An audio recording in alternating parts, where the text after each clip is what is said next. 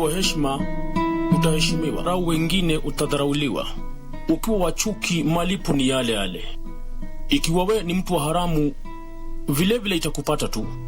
Na kama we ni mtu wa kushauri kwa hekima, kupata heshima, bonyeza *811 *759 *811 *759 Kindly note that the ACK service this Sunday will go on air starting 9:30 a.m. live from the All Saints Cathedral.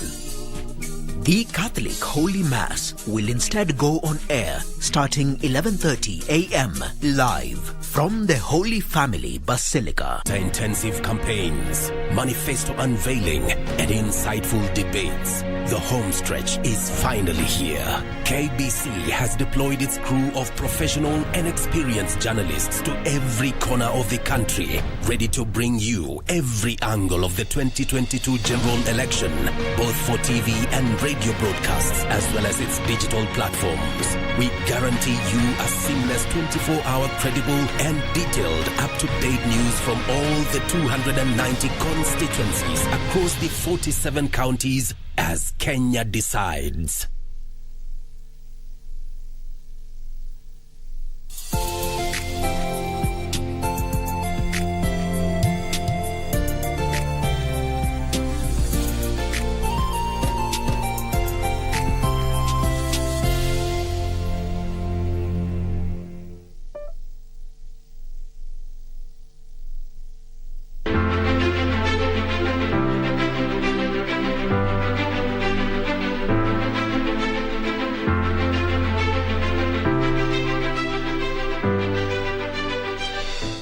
Na iwapo ndio mwanzo unajiunga nasi, hii ni Kenya Yaamua. Kumbuka tumeanza matangazo haya moja kwa moja kuhusiana na habari na vile vile mazungumzo na mijadala na uchanganuzi kuhusiana na mambo yote yanayofungamana na uchaguzi mkuu mwaka 2022.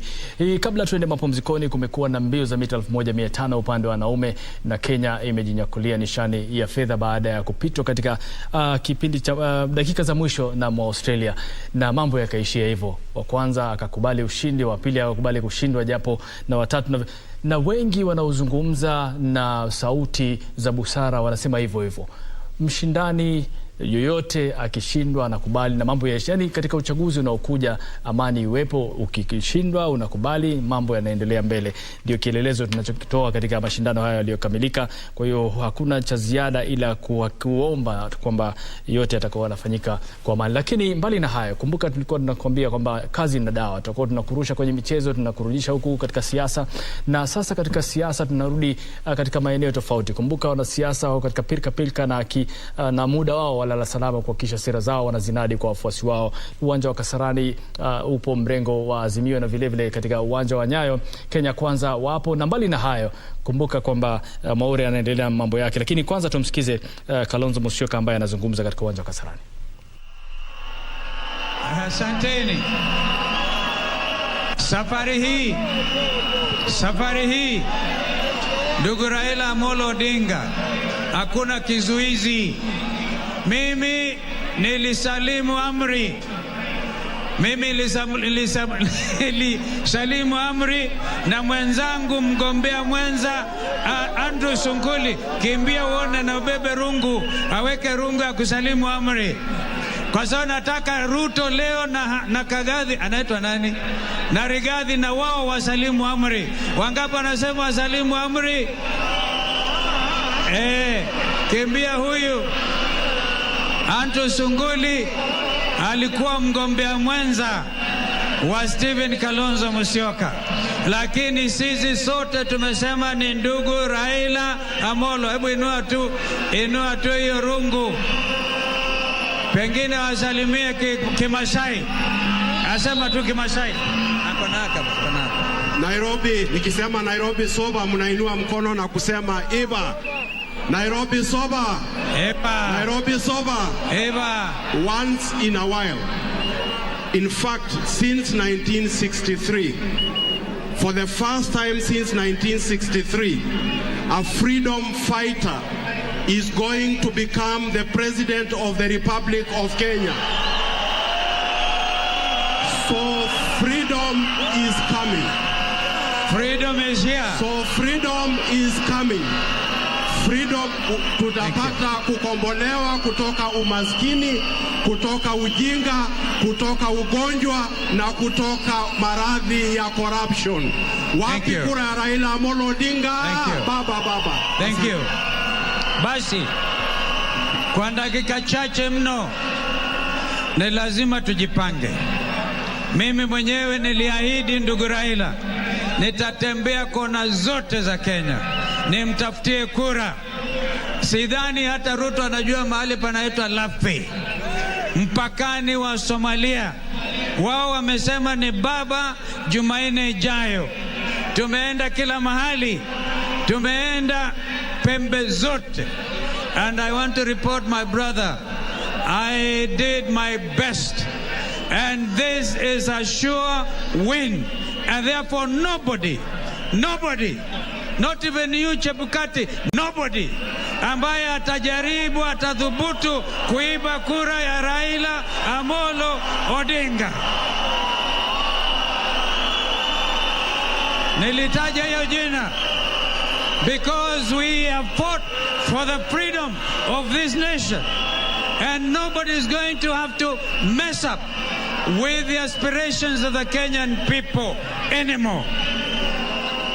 Sasa sikilizeni, nasikia watu kutoka Venezuela wana mpango mahali ya stronghold, mahali kuna stronghold ya Azimio la Umoja One Kenya. I'm so happy mahakama ilisema lazima kuwe na backup ya manual register, kwa sababu walikuwa na mpango mahali kuna stronghold waje wafanye fitina, kimskiti ikose kufanya kazi, alafu watu wachoke waende zao waibe milioni 2 ya wakura wa Kenya. Kwa hivyo hiyo haitawezekani.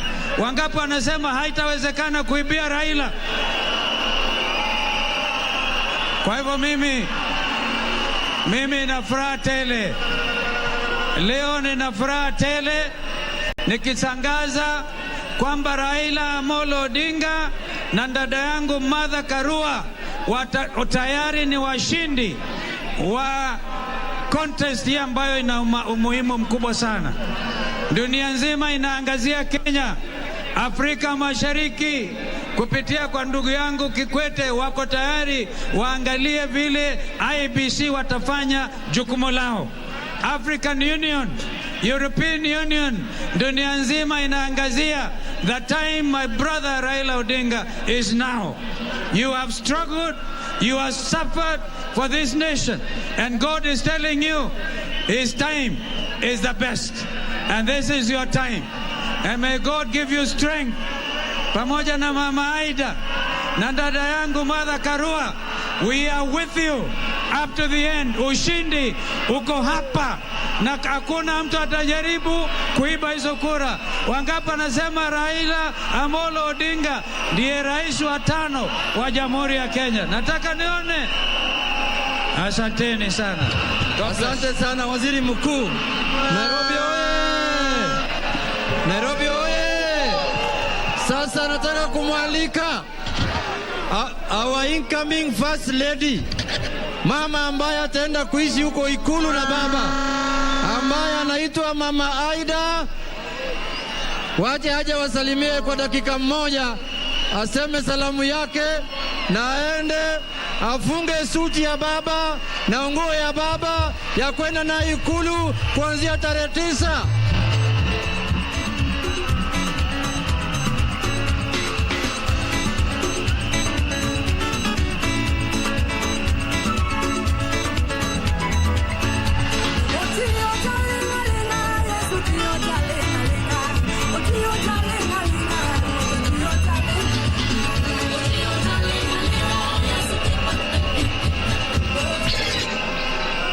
Wakenya oye!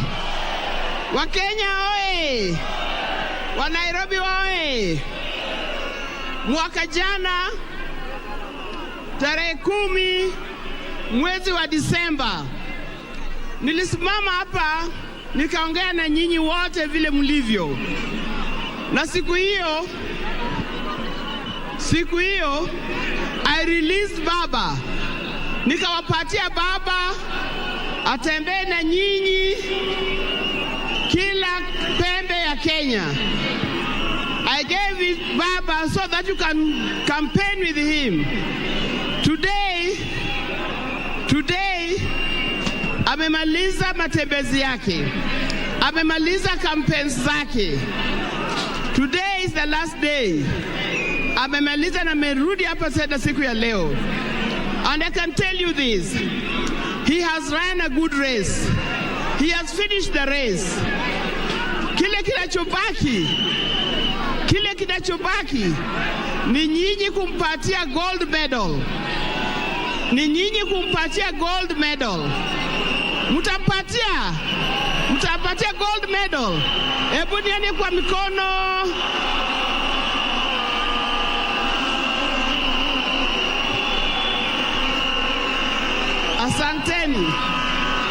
Asanteni. Jambo la pili.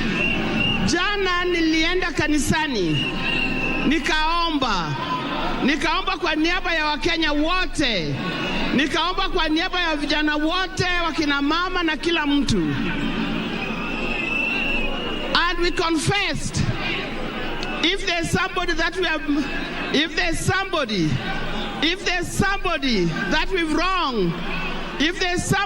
wronged in the campaigns, tunaomba msamaha.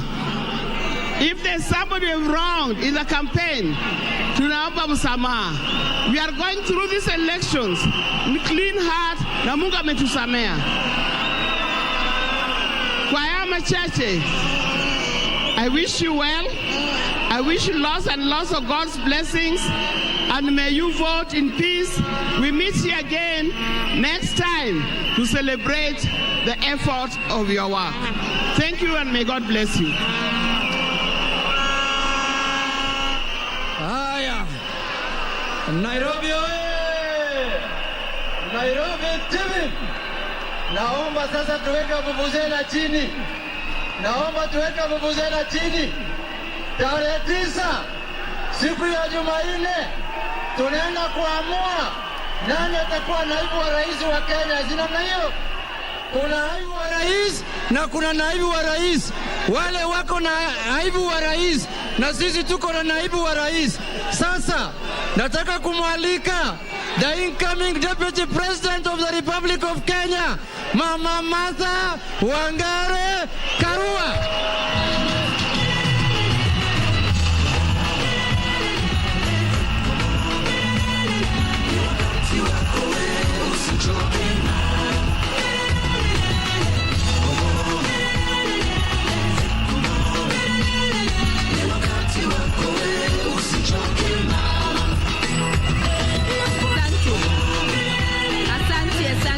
Asante DJ.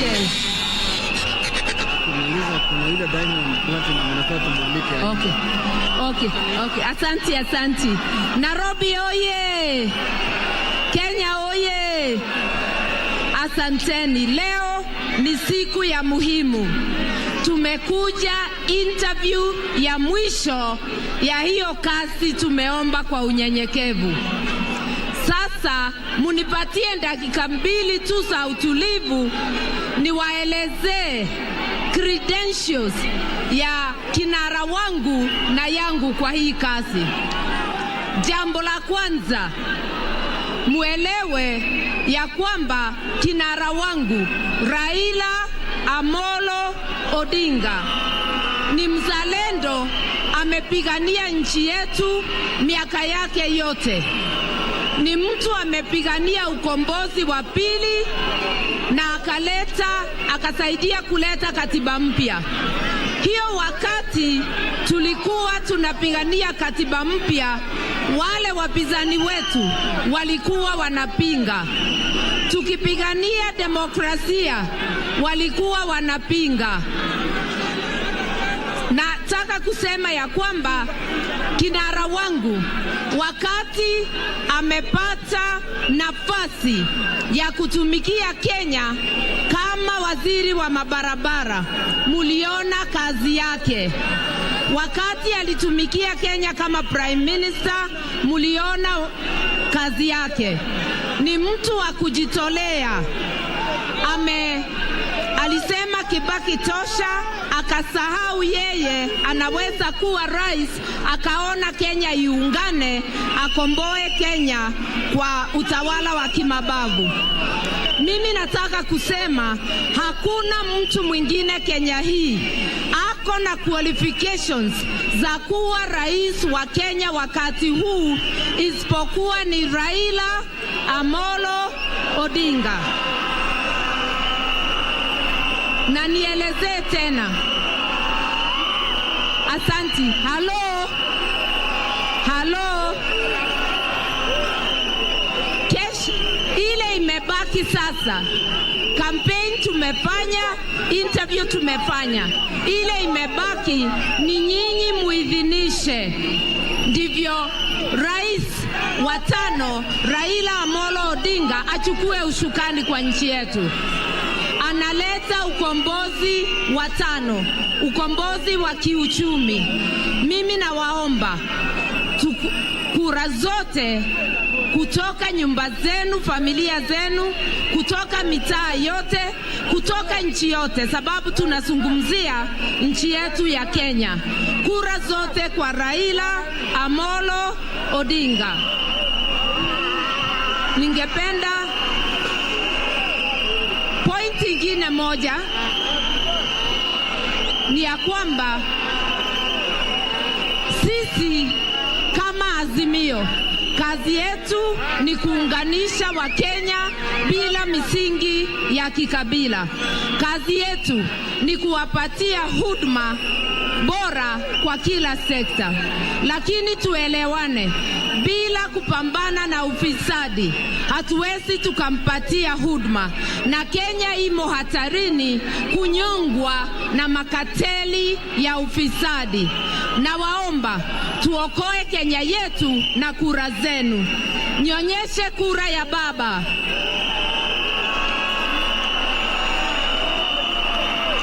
Asanteni. Halo. Kwa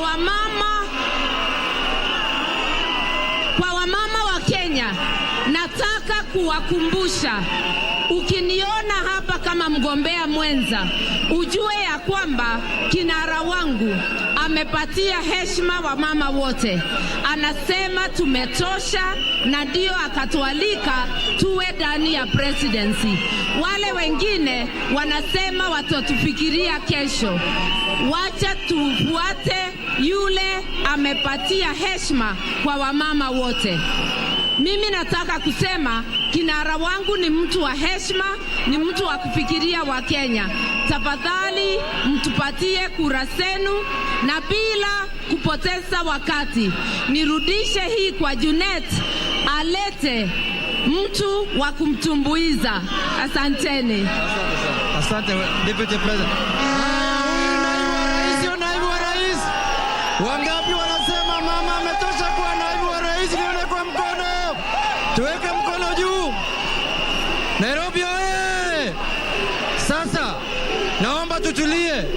Nataka kuleta msanii ambaye amebobea Afrika, bara la Afrika na dunia mzima.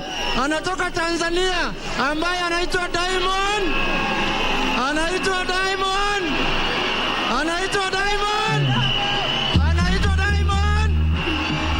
Aya.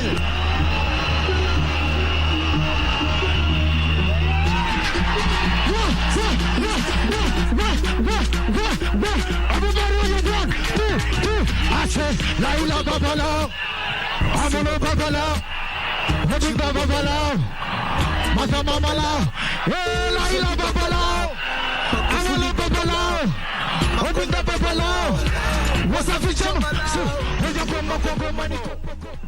Kenya tupo. Sasa sikizeni. Mimi nimetembea na huyu hasla.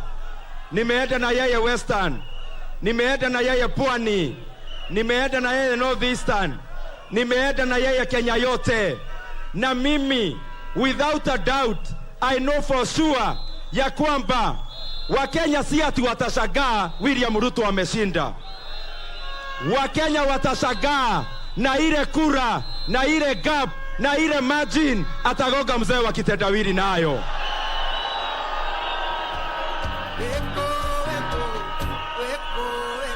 Wanajifanya hawasikii Kiswahili, wacha niwaeleze kwa kimombo. Next week, 9th of August, Kenyans will not even be surprised about the victory of William Ruto. Kenyans already know William Ruto is winning.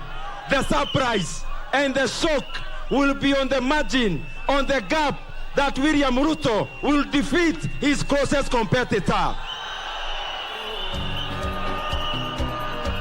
Na nikimaliza wajue hivi, na wanisikie nikiongea hapa kutoka Murang'a kama kijana wa Maumau, tukiwashinda hakuna handshake.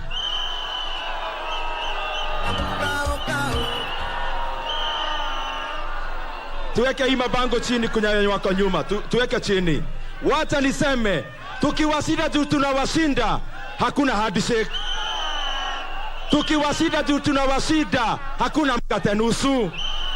Lazima tuweke mjamaa kwa Urubaru, tumupeleke bio bio aende mpaka Bodo. Na tumejipanga, huyu Johnson Sakaja gavana wetu tunampea Urubaru ya Mugukumbwa, awatafuta wapinzani wetu awaweke kwa hiyo Urubaru.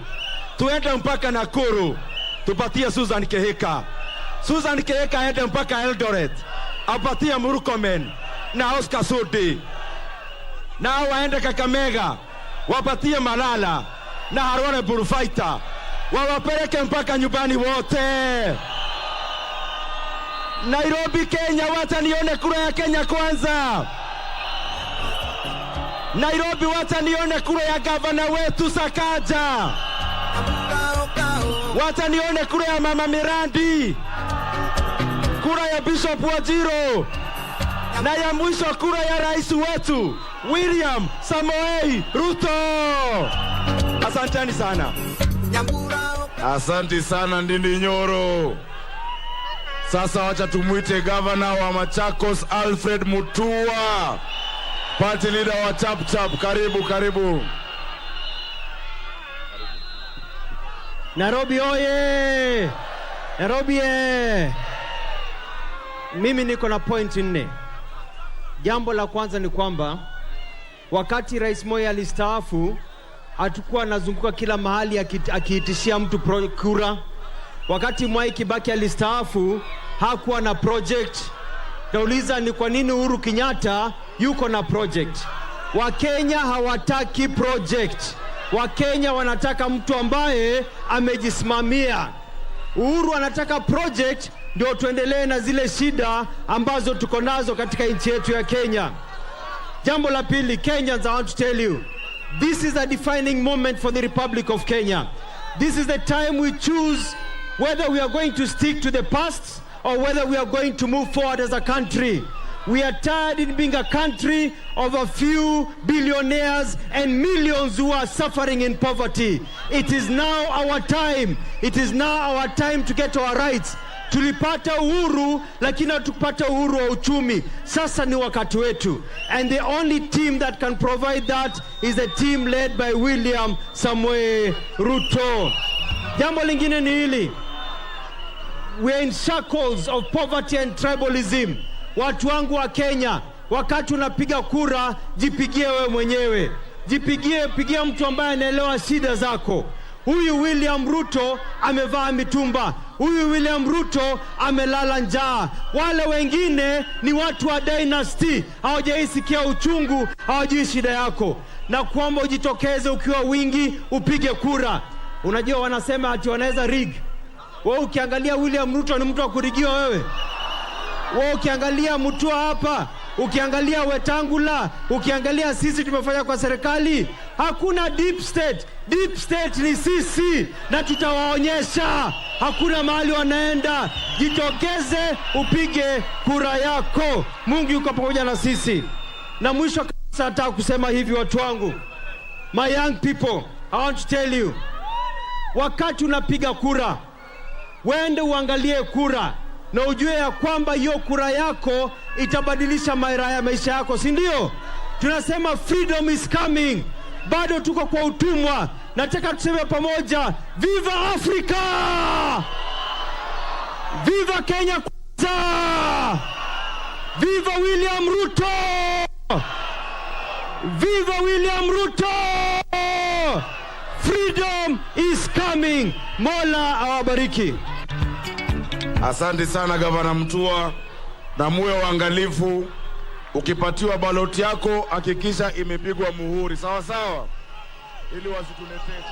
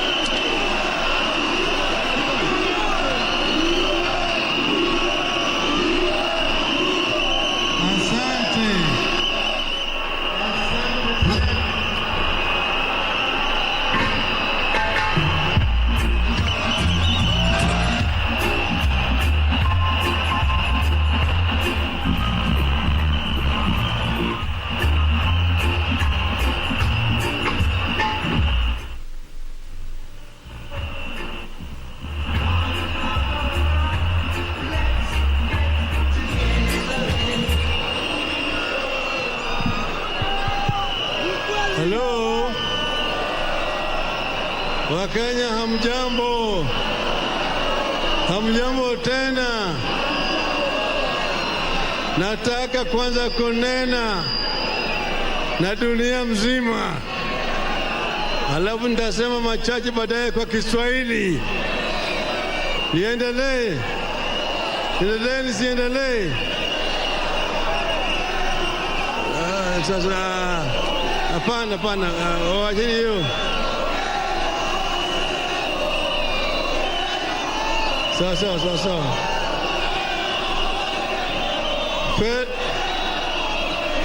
Sawa, itosha. Tosha vijana. Fellow citizens, thank you for keeping the flames of freedom alive in our country. Thank you also for standing with me in the many years of struggle to liberate Kenya. Thank you for the battles you have fought together. The journey has been long, but I have not fought alone or felt lonely. You have fought together. But allow me to take this very special moment to convey my very personal and deep gratitude to my family and the entire Odinga family for their enduring spirit in difficult, upsetting and tragic times.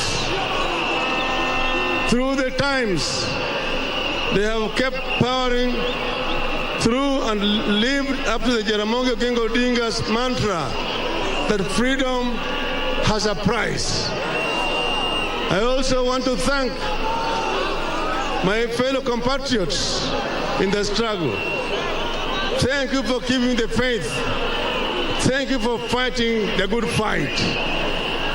I wish especially to thank the strongest human being known to me, Her Excellency, Dr. Aida Betty Anyanga Odinga, the pillar of our family and the secret weapon to our combined strength.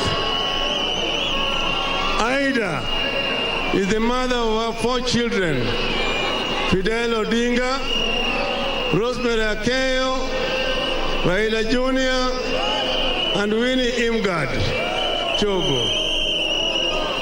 The four are all different in character, but are all endowed with the strength of their mother, Ida. Every time they put me behind the bars in the 80s, they thought they'd stop the fight for Kenya, only for them to meet an even more relentless fighter in the person of Madam Ida Odinga, a fighter as determined as only a mother can be for her children. Nothing can stop the power of a good woman fighting shoulder with shoulder with an engineer. However, in this election, Mama Ida Odinga's children are you, the people of Kenya. Fellow Kenyans, by voting in our next deputy president, Madam Martha Wangari Karua, you will have a complete army to fight for you and our country. Martha is a freedom fighter. She has stood for the right of the people of Kenya. She had paid a price for it. She has stood straight even at the times of great difficulties. That is something you won't find on the other side. There are neither fighters nor fighting spirit on the other side. There is no known fight to make Kenya a better place that has been led by the people on the other side. The fighters for a better Kenya are on this side. Wako hapa Kasarani leo. Fellow Kenyans, Wangari and Amolo are not simply running to win an election. You are running to make Kenya a first-class global democracy and an economy. You are running to build a Kenya of hope and opportunity. A Kenya not of 45 individual tribes, but one big Kenyan tribe. My dear Kenyans, I am here today to declare a celebration, but also sound a battle cry. As Christians hymnals tell us, the long dark night is almost gone, and the morning soon will break. We are on the verge of a great victory. I, Raila Amolo Odinga, have seen Canaan, the land of milk and honey, the land of no woman cry. I have seen the promised land, the land of the redemption song.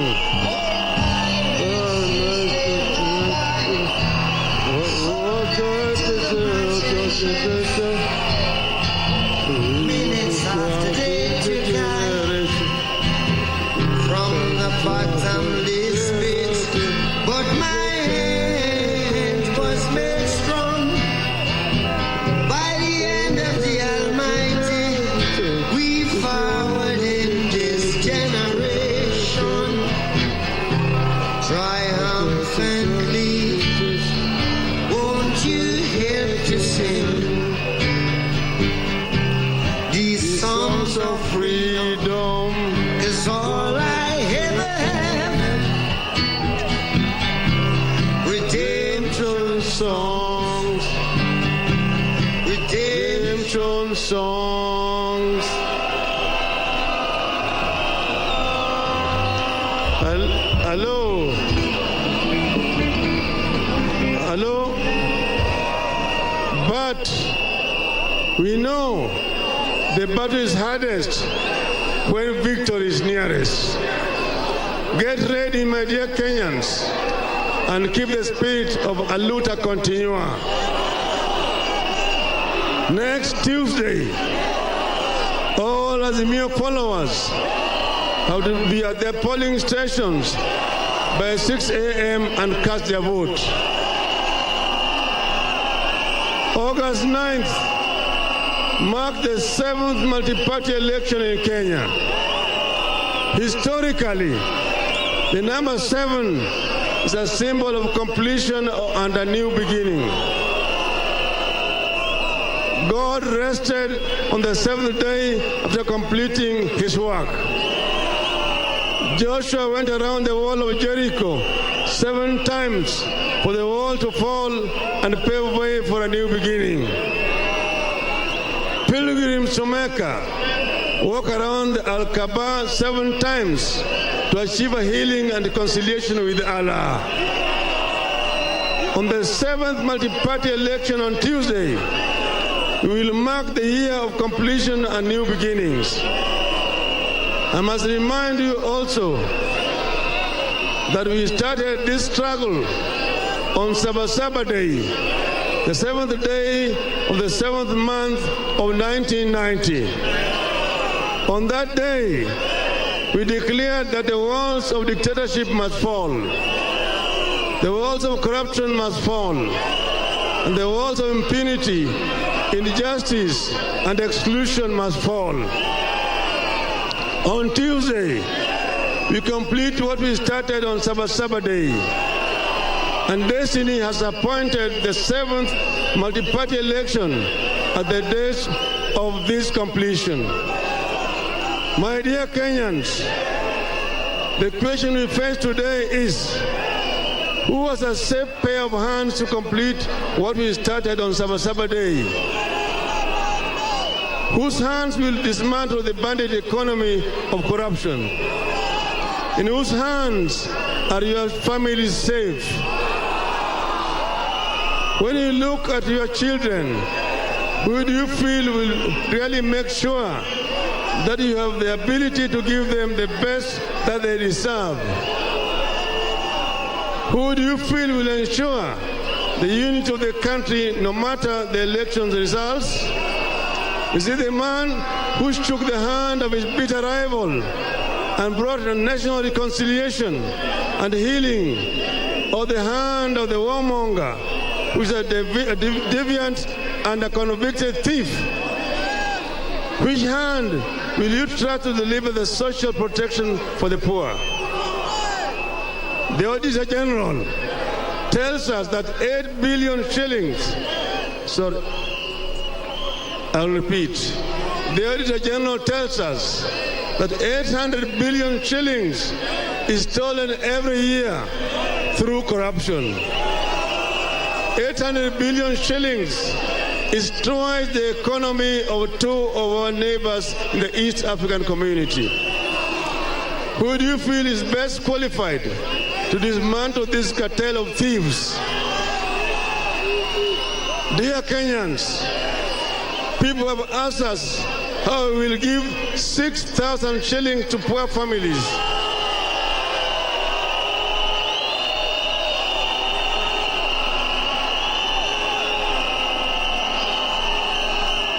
Hello? Hello? I repeat, people have asked us how we will give 6,000 shillings to poor families. But that is the wrong question. The question we should be asking is how a few corrupt people got to be paid 800 billion shillings every year from our budget. How did the government afford this? How did these people con us? If you could afford to pay 800 billion to con men, you can afford to pay a mere 6,000 shillings to known and real Kenyans struggling with life. What these families need is a direct injection from government. These families need direct government funds to feed their children. So, in the first 100 days, my government will begin paying 6,000 shillings to families living below the poverty line.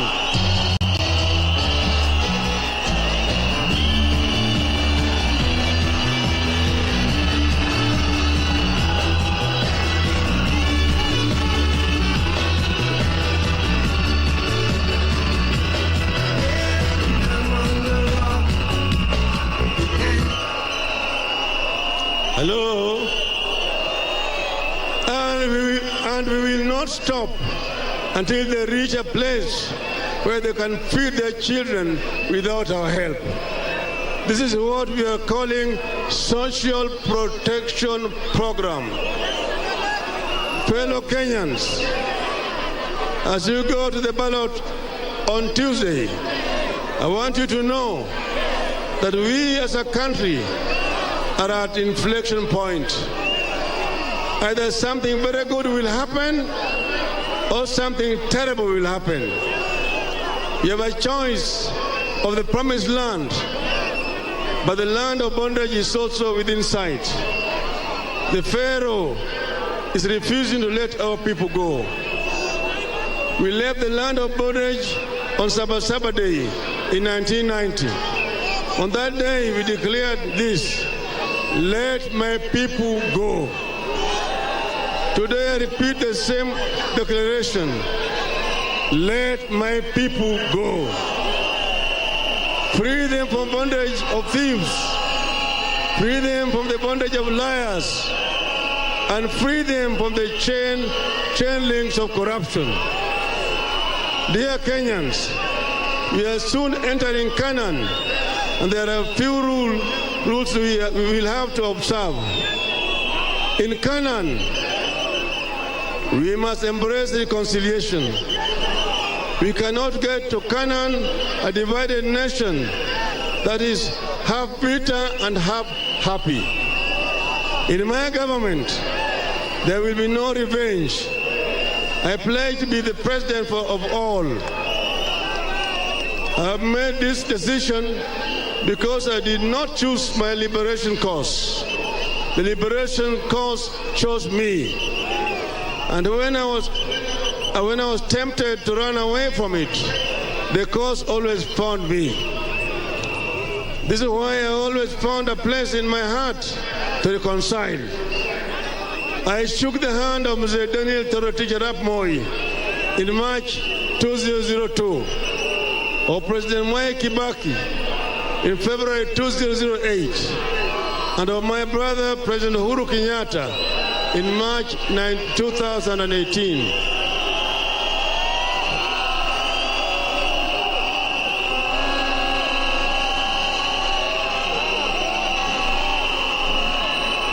And at this stage, I want to pay tribute to President Uhuru Muigai Kenyatta for showing statesmanship and embracing dialogue and agreeing to work together for the betterment of our country. I want to assure Kenyans that we will continue with this handshake doctrine, the doctrine of unclenching the fist for the sake of Kenya.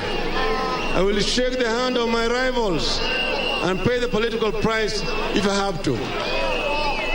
I will shake their hand if I win, and I will shake their hand if I don't. And I will do it because I love Kenya more than I love Raila Amolo Odinga.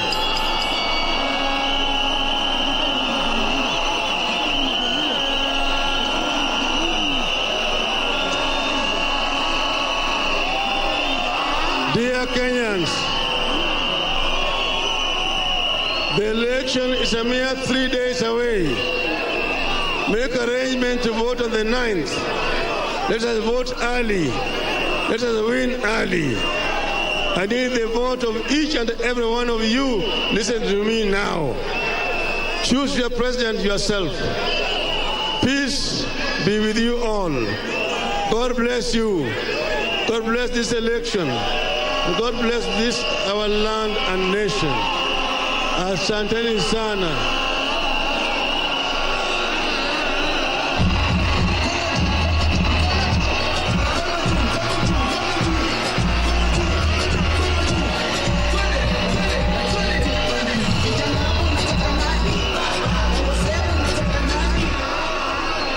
Hello.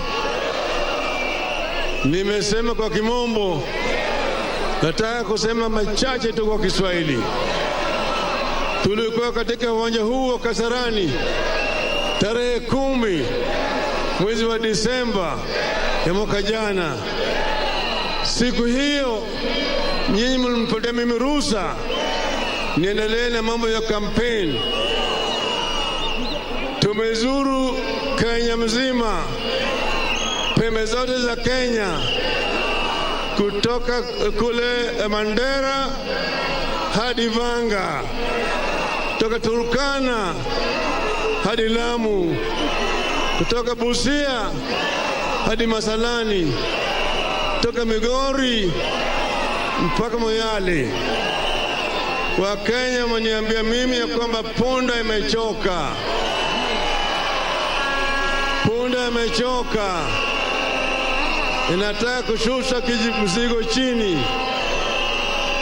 Waswahili walisema ati kibebacho kikivuja nafuu kwa mchukuzi. Sasa tunataka punda teremshe mzigo tarehe 9 wiki ijayo. Tarehe 9 punda ataweza kuweka mzigo chini. Inapata fulani.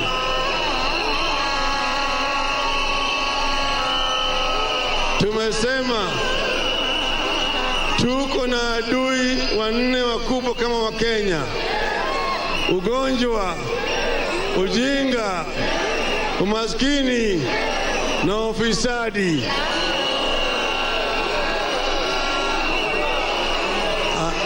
Hatuwezi kumanyana wale watatu wa kwanza kabla tujaua adui watatu wanne ambao naitwa ufisadi.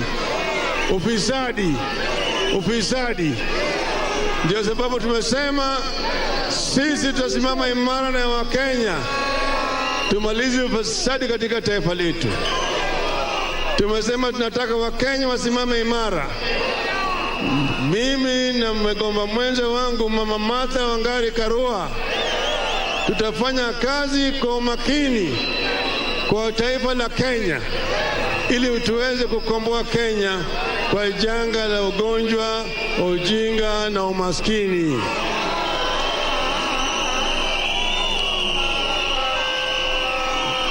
Vijana wetu wataweza kupata ajira.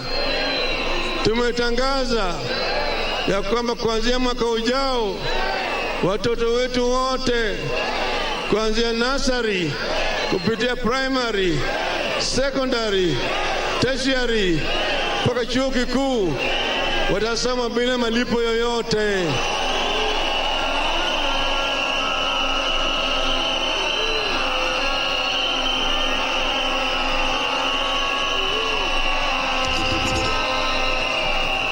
Tumesema vile kwamba wakimaliza ajira, wakimaliza masomo yao watapata ajira sawa kulingana na masomo yao na ujuzi yao, ili waweze kuinua hali yao ya kimaisha na wasaidie wazazi wao. Tumesema vile wale ambao wanataka kuanzisha biashara yao watapata mkopo kutoka kwa serikali na walipi chochote mpaka baada ya miaka 7. Tumesema wale wajua kali watapata msaada kwa serikali, na watu wa bodaboda watapata msaada kwa serikali. Tutawatambua ujuzi yao, inaitwa tutawapatia shahada ya jitihada, recognition of prior learning certificate. Tumesema tutasaidia wakulima wetu, ukulima tutaimarisha. Wakulima tutawapatia msaada kwa upande ya vifaa vya kilimo, kwa upande ya mbegu, kwa upande ya mbolea na kwa upande ya soko. Bei ya mbolea tutashusha kutoka 6,000 kwa gunia hadi 2,000 kwa gunia.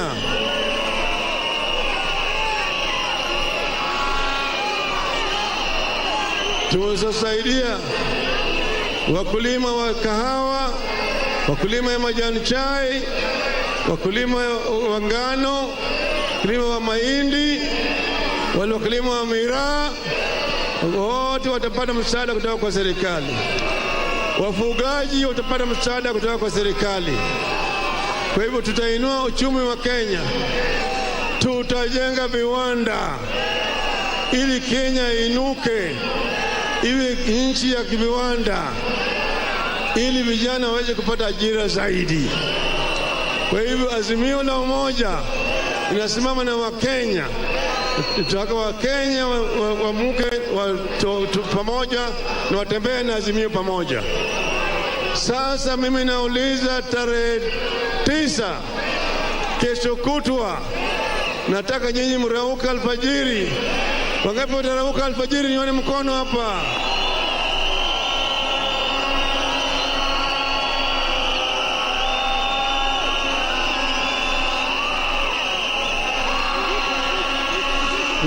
Piga kura kwa azimio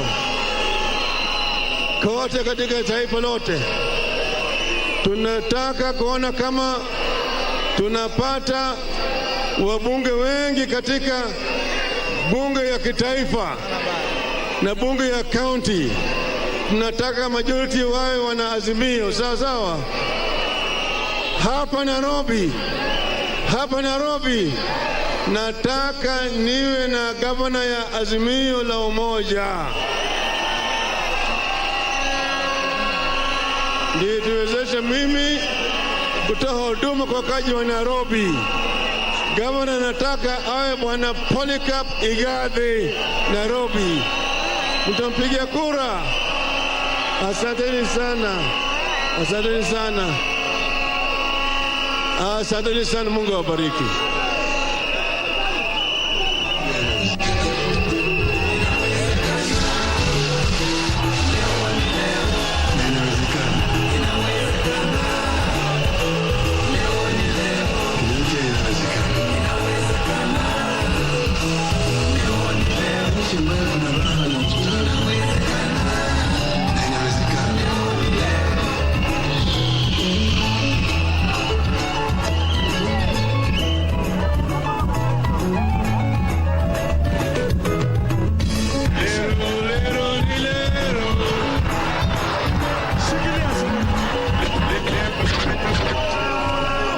Tushuke kwa jukwaa kwanza. Tushuke kwa jukwaa kwanza.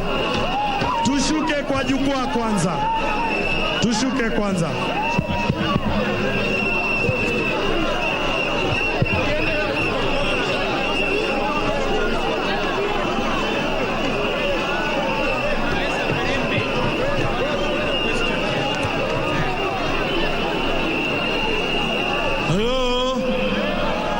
Halo vijana mpo?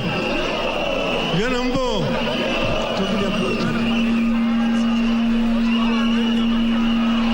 Sasa leo pakati kiwanja Kasarani tunataka leo tuzindue ile Rauka Operation Firimbi Movement. Tumeelewana vizuri? Wacheni kupiga firimbi kwanza. Wacheni kupiga firimbi kwanza mpaka tuelewane, sawa sawa. Firimbi iko mara mbili, iko moja ya kufukuza wezi na kumaliza ufisadi, na ile ya pili ni kufanya watu warauke alfajiri tarehe 9 saa 10 waende kwa vituo kupiga kura, sawa sawa. Kwanza ili ya kufukuza wezi, watasema huyo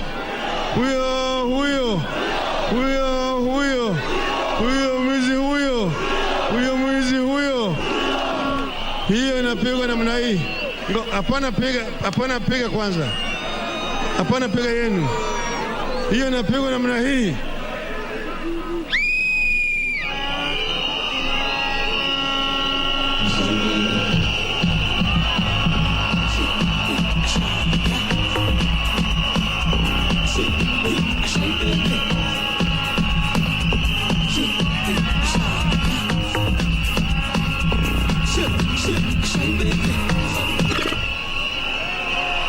Hello?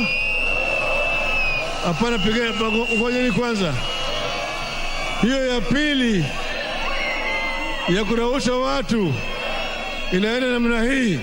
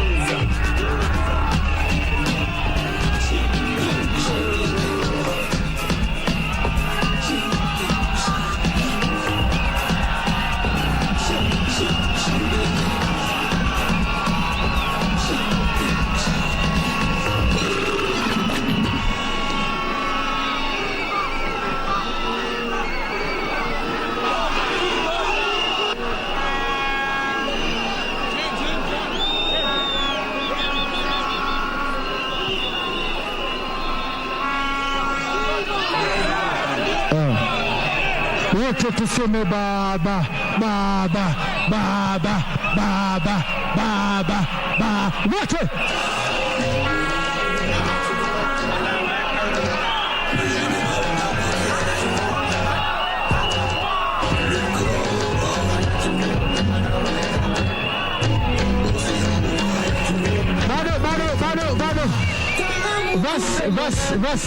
Bas.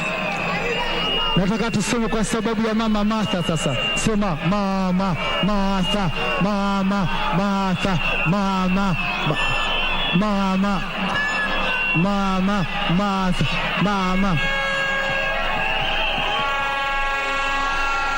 Leo tunahitimisha, kinachofuata wote tunaenda kupiga kura, si ndio? Tunapiga kura kwa nani? Shindi kwa nani? Tunampigia kura nani? Wanaosema watampigia kura weka ngumi juu, alafu peleke ngumi kushoto, kulia, kushoto, kushoto, kushoto. That's what you have.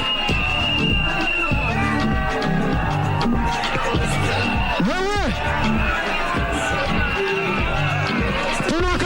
kanyaga kama pigo za unafiki, kanyaga kama mbea sio rafiki, kanyaga kama visi ana akolesha kubesha, kanyaga wasoyeshebu kudandia klabu kumbomba bia sokuni vidisho asa twende go wala tena uzushi mashamu fake nuksi kudalabe mawifi baka max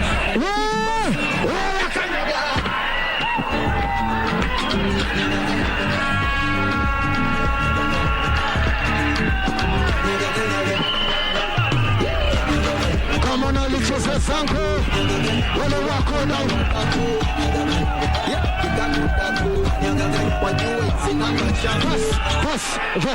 bas shamba nyingine.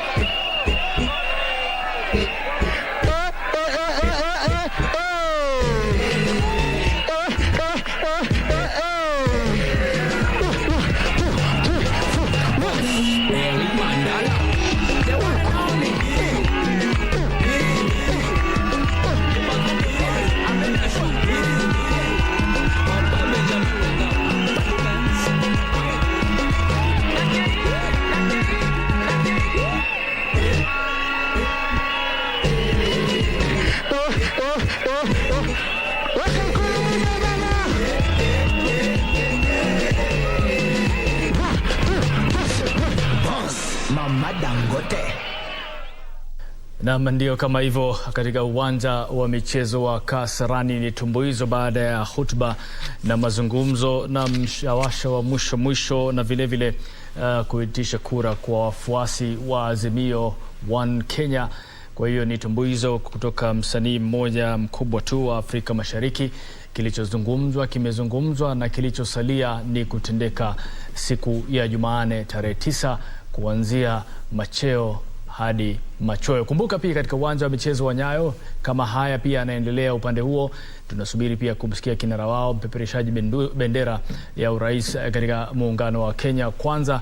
Pia tusikie atasema vipi, lakini cha msingi ni kwamba hapa sera zimefupishwa na cha muhimu kimezungumzwa. Kwa hiyo tunasubiri iwapo kilichozungumzwa kitaweza kumbeba yule ambaye alikuwa bado hajaamua katika siku ya uchaguzi na kumpeleka hadi katika debe ili kutekeleza haki yake ya demokrasia. Mbali na hayo, kumbuka pia Wajakoya tumemuona akizurura hapa na pale kutafuta kura na kuwashawishi waungaji mkono wake ambao wamekuwa wakimfuatilia tangu ajiingize katika kinyang'anyiro hiki. Na vile vile David Wahiga Mwaure pia naye amekuwa katika barabara za jiji la Nairobi kuhakikisha kwamba angalau wale waliosalia wanapata mshawasha nao wa kuweza kupiga kura, Mungu akipenda siku ya Jumanne, kumpigia yeye kura na chama chake cha Agano. Kwa hiyo ni siku ya mwisho ambayo bila shaka IEBC imesema kwamba itakuwa ndio hatma ya kampeni za kisiasa ili watu wapumue na wajiandae vilivyo katika siku ambayo imesubiriwa kwa hamu na ghamu, siku ya uchaguzi ambayo ni tarehe 9 mwezi huu wa 8 mwaka 2022. Bali na hayo pia tumeweza kufahamu na kuonyeshwa picha katika runinga ya KBC Channel 1 kwamba Rais Uhuru Kenyatta yuko Othaya katika kuzindua rasmi ile hospitali iliyokuwa inaitwa hospitali ya rufaa ya Othaya, ikabadilishwa jina ikawa hospitali ya Kibaki ambayo inaitwa Kibaki Hospital, ambayo ni hospitali kuu ya rufaa ambayo ni mshirika wa Kenyatta National Hospital ama hospitali kuu ya Kenyatta. Na mbali na hayo kuna mengi ya kisiasa kama hivi unaweza kuona moja kwa moja katika runinga yako. Wajakoya naye yuko maeneo ya Westlands akinadi sera zake, huku wana Kenya Kwanza nao wakiendelea kusikiliza yale wanaoambiwa na viongozi wao, huku upande mwingine Kasarani ndio hitma tena wanahitimisha kile walichokianza siku ya leo, na wataondoka mmoja baada ya mwingine kutokana na shughuli hiyo kukamilika siku hii ya leo. Tunachokisubiri ni mazungumzo kutoka kwa wa viongozi wengine ama wapepereshaji bendera za urais katika vyama hivi vingine.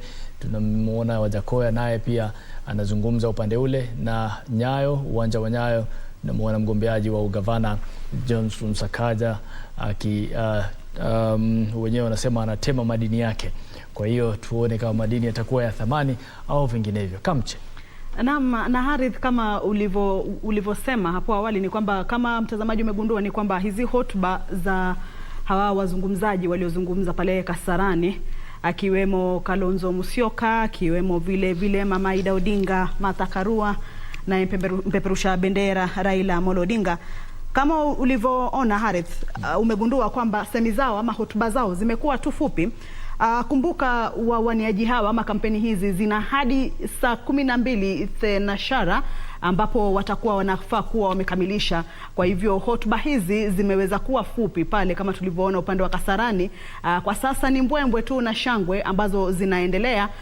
Kama unaona pale pia upande wa Westlands, Wajakoya naye anajaribu kuzungumza pia na wafuasi wake angalau kuelezea mawili matatu ambayo ana imani kwamba yataweza kubadilisha mwelekeo wao katika kupiga kura. Lakini studioni kama alivyokuwa ameeleza Harith Salim, tunao wachanganuzi mbalimbali wa siasa, tunao wageni wetu. Hapa karibu yangu ni naye wakili wa mahakama ya juu ambaye ni Alex Mola. Karibu sana na shukran kwa kujumuika nasi mchana huu wa leo kuweza kutueleza zaidi kuhusu hizi kampeni za Lala Salama siku hii ya leo, ikiwa ni siku 2 tu zimesalia kufikia uchaguzi mkuu. Upande wa pili pale Harith, na kuona upo naye Pius Masai ambaye ni mmoja wa wale waangalizi waliotwikwa jukumu la kufanya maangalizi ya jinsi kura itakavyokwenda kuanzia mwanzo. Wamekuweko humu nchini kwa muda. Kumbuka ni mashirika mbalimbali yaliyohusishwa kufanya hili jukumu ama kuchukua hili jukumu. Haya, mtazamaji utaniwia radhi kidogo, lakini tuende hadi Westlands ambapo namuona mgombea urais wa muungano ama chama cha Roots Party anazungumza, na tumsikize anasema nini. Wamelegalize. Asante. Alafu Holland wamelegalize. Kwani rongo? Canada wamelegalize. Canada last year wamepata $484 billion. Alafu hii highway hii mnaona hii. Hii yote hiyo matari unaona inapandwa tu. Hiyo yote itakuwa ni mikebe ya bangi. Walai. Na unajua uzuri ya ile mimi naenda kupanda. Mnajua ile uzuri ya ile bangi naenda kupanda ni ile ukivuta inakutoa uchafu kwa tumbo. Kale kingine, si lazima kionjo pia itakuwako. Si watu wanavuta bangi. Kwani bangi ni mbaya kwa nani? Sasa kina nani wanavutanga huko kwa parliament. Alafu sasa juzi nilipoongea mradi akatoka huko. Sijui alikuwa amekunywa whisky usubuhi. Alikuwa ameungua huku na huku. Anasimama kwa NTV anasema, what Wajakoya is saying is very right. I was in South Africa and I saw. Na mtazamaji, kampeni hizo za Lala Salama, kila mgombea kiti cha urais na vile wagombea wa viti mbalimbali vingine humu nchini wakiwa wanajaribu tu kutumia hizi dakika zilizosalia, hizi punje za dakika zilizosalia katika kujaribu kuwarai ama kuendelea kunadi sera zao, anga kama kuna jambo ambalo hawajalizungumzia, huenda huu kawa wakati mwafaka basi kwao kuweza kuzungumzia, angalau kuweza kuwarai wagombea wapiga kura zaidi kuweza kuvuka upande wao. Tumetoka kwake mgombea wa chama cha Roots ambaye ni Professor George Wajakoya hapo upande wa Westlands akizungumza na wafuasi wake. Upande mwingine hapo na muona huyo ni Aden Duale ambaye ni mbunge wa Garissa Township katika uga wa Nyayo. Huo ni muungano wa Kenya Kwanza ambao pia umeandaa kampeni zake za mwisho katika uga wa Nyayo kuweza kuwarai wa Kenya kuegemea upande wao ama kwenda kutumbukiza kile kijikaratasi cha kura cha kuchagua imani rais, imani mbunge, gavana kuelekea upande wao. Katika uga wa Kasarani ndio shughuli imekamilika. Wafuasi wanaondoka mmoja baada ya mwingine. Kwa sasa tuvuke hadi hapa Nyayo, hapa jijini Nairobi, ambapo katika uga wa Nyayo ambapo Kenya Kwanza ama viongozi wa Kenya Kwanza wanaendelea kutoa hotuba zao. Mheshimiwa Uhuru Kenyatta, Mungu ni mkubwa. Ulikuwa na kiburi, ulitesa watu, lakini wewe utakuwa raia baada ya siku mbili.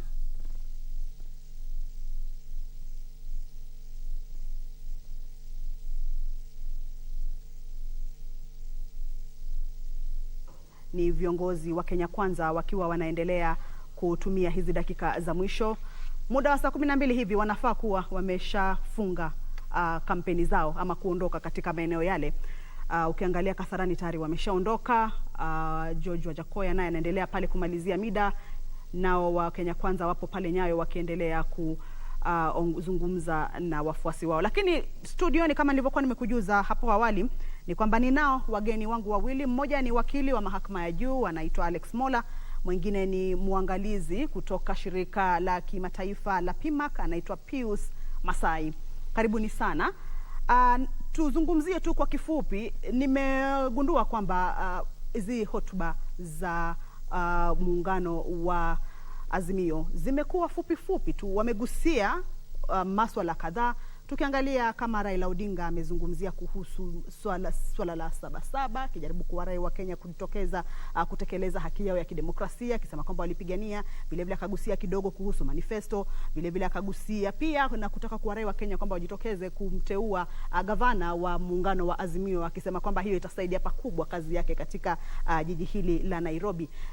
Kwa kifupi tu, kwa nini leo wameamua tu kufanya hizi hotuba zao fupi? Tuanze na wewe Alex. Asante sana Menza. Kitu cha kwanza, unajua siku ya leo kwa sababu campaign zimekuwa, official campaigns zimekuwa kuanzia tarehe 29 mwezi wa 5 hadi leo. Na kila kitu ambacho walitaka kuwauzia Wakenya, wamewauzia. Wakenya wametembea kila pande ya Kenya, Wakenya wamewasikiza. Kwa hivyo leo imekuwa ile kitu kwa kisheria wanasema final submissions, na ukifanya final submissions unafaa uzifanye zikuwe as brief as possible, unakuwa mfupi, ndio kwa sababu vitu vingi ambavyo unataka kusema tayari ushavisema. So zile vitu za msingi za maana zenye unataka watu wasikie unazisema kwa kifupi tu, kwa sababu ukisema kwa kirefu kitu cha kwanza watu watachoka, kitu cha pili pia hauna muda, na pia leo being siku ya mwisho ni vizuri watu wakuwe na wakati wa kupumzika. Ingekuwa vizuri ifike saa 12 usiku ndio wamalize zile vitu ambavyo wanafanya, ndio watu waanze kukimbia kwa barabara. Nadhani ingekuwa ni responsible kwa upande wao. Kwa hivyo nadhani wamefanya vizuri, na wale watu wanafunza watu public speech wanasema ukianza unafaa make your most important points precise, yani unafaa kuwa mfupi na unafaa uzipeleke zifikie wale watu ambao zinafaa zifikie, na ukimalizia pia unafaa upatiane summary, na kweli summary ni kusema unafaa ukuwe mfupi. So submissions mingi wamefanya kuanzia tarehe 29. Leo imekuwa ni summary of kila kitu ambacho wamefanya. Wamesema kuanzia zile campaign waanze kufanya campaign, na nadhani wamefanya kitu cha msingi, na Bwana Raila nadhani amepatia summary mzuri ya zile vitu ambavyo wamekuwa wakisema kila wakati. Kusema kwamba walikuwa nauza sera ya kusema watapigana na ufisadi, watapatiana pesa,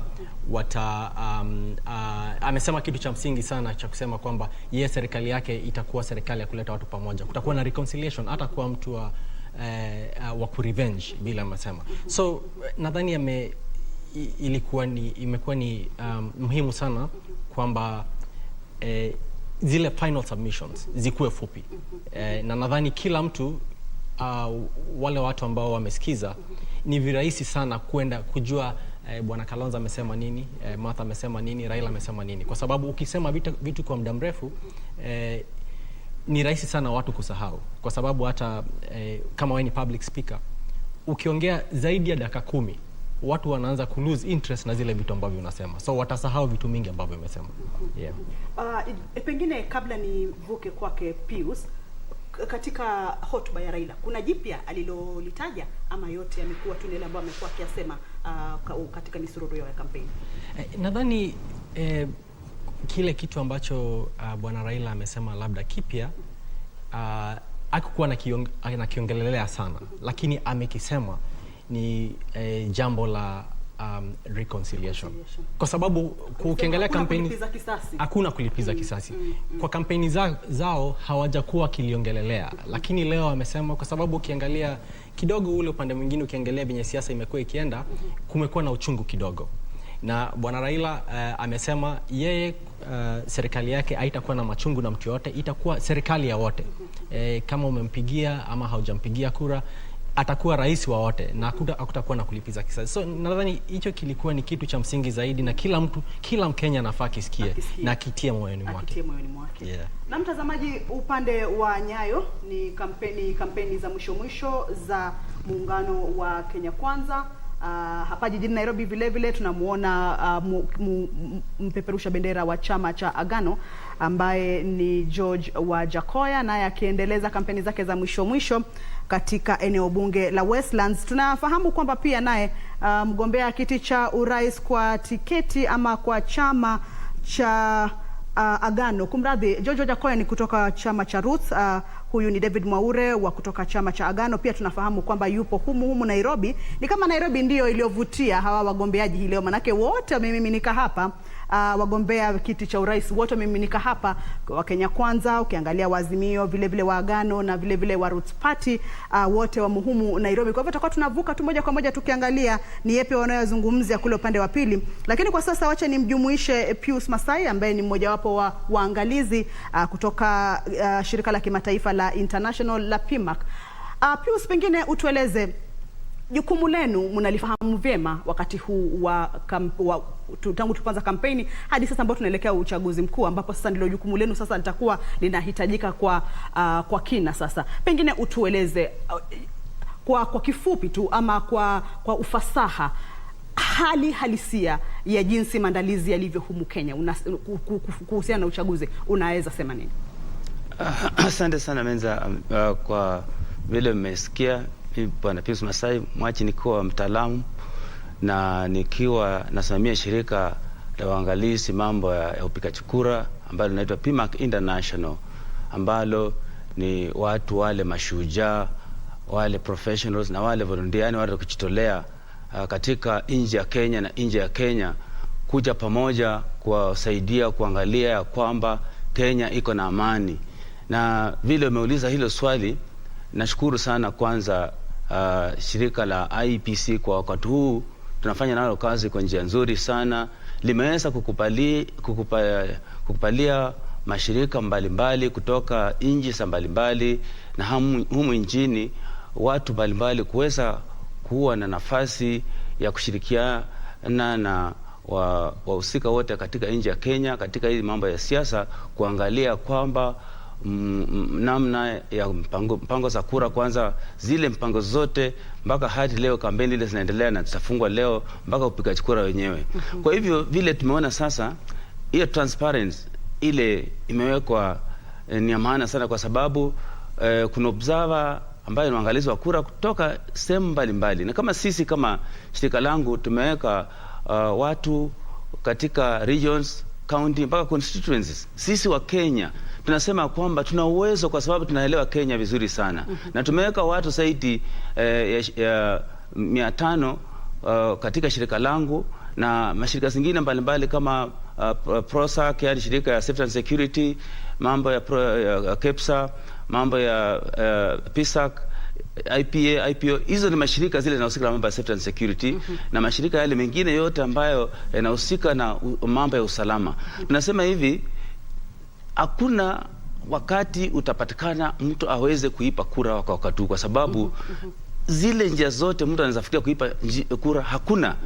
Tumekuwa kule Bomas na Bwana Wafula Chebukati ametupea wazi ya kwamba establish media center, wanahabari wako pale, establish call center, na ametupatia habari muhimu ya kwamba katika ile mahali kura zitakuwa zinapikiwa, wanahabari pia wana uwezo wa kupiga picha zile results zikishachumulishwa, ya kwamba kabla sijapelekwa popote wanaweza piga picha na pia watafanya tallying yao tofauti. Kwa hivyo utaona ya kwamba yule yote anafikiria kura inaweza ipwa aweze kuwa na mafikira kama hayo. Pius, niruhusu nikukate kauli kidogo, tuelekee upande wa uga wa Nyayo ambapo spika wa bunge Justin Muturi anapeana hotuba yake pale. Tusikie anasema nini. Into this land. Harambee! Sasa Nairobi naona kama tumeamua.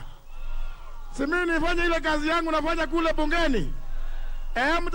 Mtanionyesha. Umeamua ati tarehe 9 mwezi wa 8 Jumanne hii inakuja, wakati tunapeleka mzee wa kitendawili Bondo na wakati Uhuru anapelekwa na katiba Gatundu kupumzika, tunamuweka rais wa 5 William Samoei.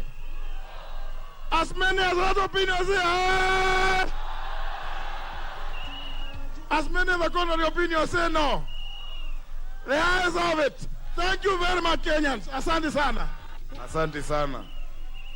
Kama Rais Uhuru anaona marafiki wake wote wako hapa, wale ako nayo wao hawajawahi kuwa na yeye, ajiulize mbona JB ako hapa. Haya, kampeni za Lala Salama hizo zinaendelea. Wagombea hao ama wawaniaji wa viti mbalimbali wakiwa wanahesabu tu punje za dakika tu zilizosalia waweze kukunja majamvi yao ya kampeni na waweze kusubiri matokeo ya jinsi walivyofanya katika kuweza kujaribu kuwarai ama kunadi sera zao kuwavutia Wakenya upande wao. Tulikuwa tunazungumza naye Pius Masai, mwangalizi kutoka shirika la PMAC. Kumradhi mtazamaji. Pius, ulikuwa umefikia mahali kwamba unasema kwamba tume ya uchaguzi na mipaka IEBC imekuwa ikiwashirikisha kwa karibu sana katika maandalizi, nyinyi kama observers.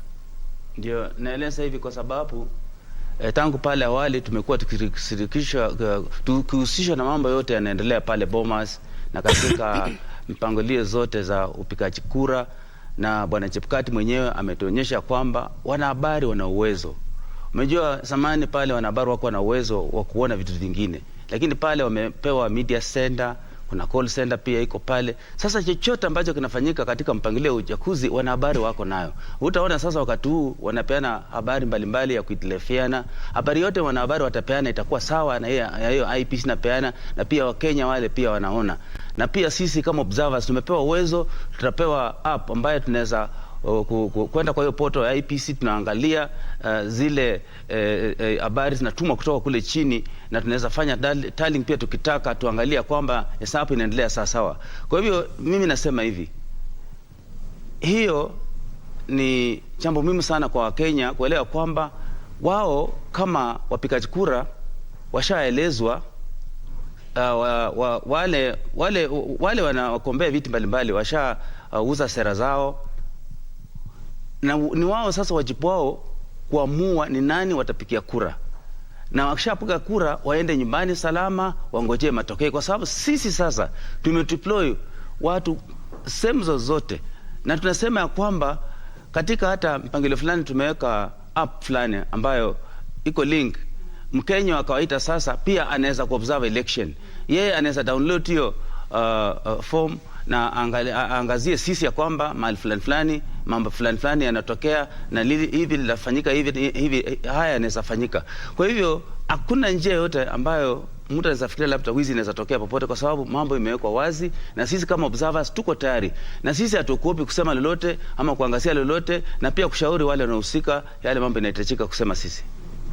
Shukrani sana. Kwa hivyo mnawapa Wakenya imani kwamba mkongangari mtakapokuwa katika vile vituo vya kupiga kura na kila mahali. Tunawapa Kenya amani kabisa, lakini kile naomba wale wakombeaji viti ambalo challenge iko sasa sio vizuri. Nashukuru Honorable Raila Odinga vile ameshasema yeye kuna mambo reconciliation, na pia anajali inji kwa sababu anajali Mkenya, na anaangalia Wakenya watakuwa familia yake. Naomba pia yule mwenzake au wenzake wale wakombea viti pia wawe na roho kama hiyo. Na pia sheria iangaliwe. Sheria kama itaangaliwa ipatilisha ya kwamba yule anayeshinda achukui mamlaka yote, itakuwa vyema sana anayeshinda aweze kufanya consideration ya wale pia wameshindwa wana nafasi katika nchi, kwa sababu wameshatumia resources zao zimeisha, wana mambo mengi wanafikiria, awalete karibu, wazungumzie, awape nafasi wafanye nao kazi. Sheria ikiwekwa namna hiyo mambo itakuwa sawa. Na pia watu waache kufikiria mambo ya monitoring. Mambo ya observation ni ya maana kwa sababu naangalia kwa macho na kwa masikio, lakini mambo ya monitoring vile watu wengi wanapenda ni partisan, kwa sababu huyu ana monitor kwa sababu anapenda yule. Monitoring yani ni ile watu wanaangalia kwa ukaribu kwa sababu wanafuata mfasi fulani. Mfasi fulani ama mwanasiasa fulani, na hivyo inaleta utata kwa sababu wengi wanapeana habari ya utanganyifu, na katika hiyo utanganyifu inaleta vita, inaleta mambo mabaya sana. Lakini sisi wa Kenya tukisema hakuna haja kuwa na monitoring, yani kuwe tu na watu wa kuangalia, kutisama na kuangalia siasa inaenda vipi, kura inapigwa vipi, kwa sababu hiyo ni namna kuangalia upande wote iko sawa. Asante. Okay. Alex, tumeona kwamba wakati muungano wa Azimio ulipokuwa viongozi wao walipokuwa wanatoa hotuba zao, Kalonzo ameleta lile swala la kwamba wanashukuru kwamba ile daftari imeletwa na itatumika katika kuwatambua wapiga kura. Pius amezungumzia kuhusu swala la transparency, akisema kwamba wanaimani kwamba ama wameona kwamba kuna level ya transparency ambayo imewekwa na IEBC. Maoni yako ni yapi? Kwa sababu imekuwa vuta ni kuvute katika kujaribu kupata hii daftari iliyochapishwa kuwekwa katika kuwatambua wapiga kura. Kumekuwa na vuta ni kuvute hadi mahakama juzi ndipo ikasema kwamba iweze kutumika. Pengine wewe kama mchanganuzi wa masuala haya ya siasa, unaonaje? Imekuwa ni kama ni ushindi kwa hawa ama unaona ilikuwa iko sawa? Nadhani mshindi ni Mkenya kwa sababu sheria tayari ishasema kwamba biometric na manual zote zitumike. Hili swala lilipelekwa hadi koti ya rufaa, na koti ya rufaa ikasema biometric na manual zote zitumike. Kwa hivyo hakukuwa na pingamizi yote. Nadhani hata kuna muda about 3 weeks ago ama 1 month ago watu Azimio wakisema kwamba kuna plans za kuriga elections kwa sababu wanataka kutumia biometric peke yake. Commissioner wa IBC alikuja akasema kwamba hili swala tayari koti ishaongelea. Kwa hivyo nadhani mshindi ni Mkenya kwa sababu ukiangalia vile sheria zetu za elections zilitengenezwa ni kwamba tunatumia technology which is biometric na pia tunatumia manual. Kwa hivyo kwa sababu kuna sehemu zingine labda network inaweza kosekana. Kwa hivyo biometric inaweza kosa kufanya kazi. Na kwa hivyo lazima utatumia manual. Na kama kuna network basi biometric inatumika, na mali biometric inakwama ni kama plan B, kunakuwa na manual. Kwa hivyo nadhani mshindi si mwanasiasa yote. Nadhani kuna wanasiasa wengine watasema sisi sasa tuna ushindi na maneno kama yale, lakini nadhani mshindi ni Mkenya kwa sababu vile bwana Masaya anasema kama kunafaa kuwe na transparency na kuwe na credible election, lazima tukue in a situation ya kwamba deploy every facility ya kumake sure kwamba kuna elections iko credible.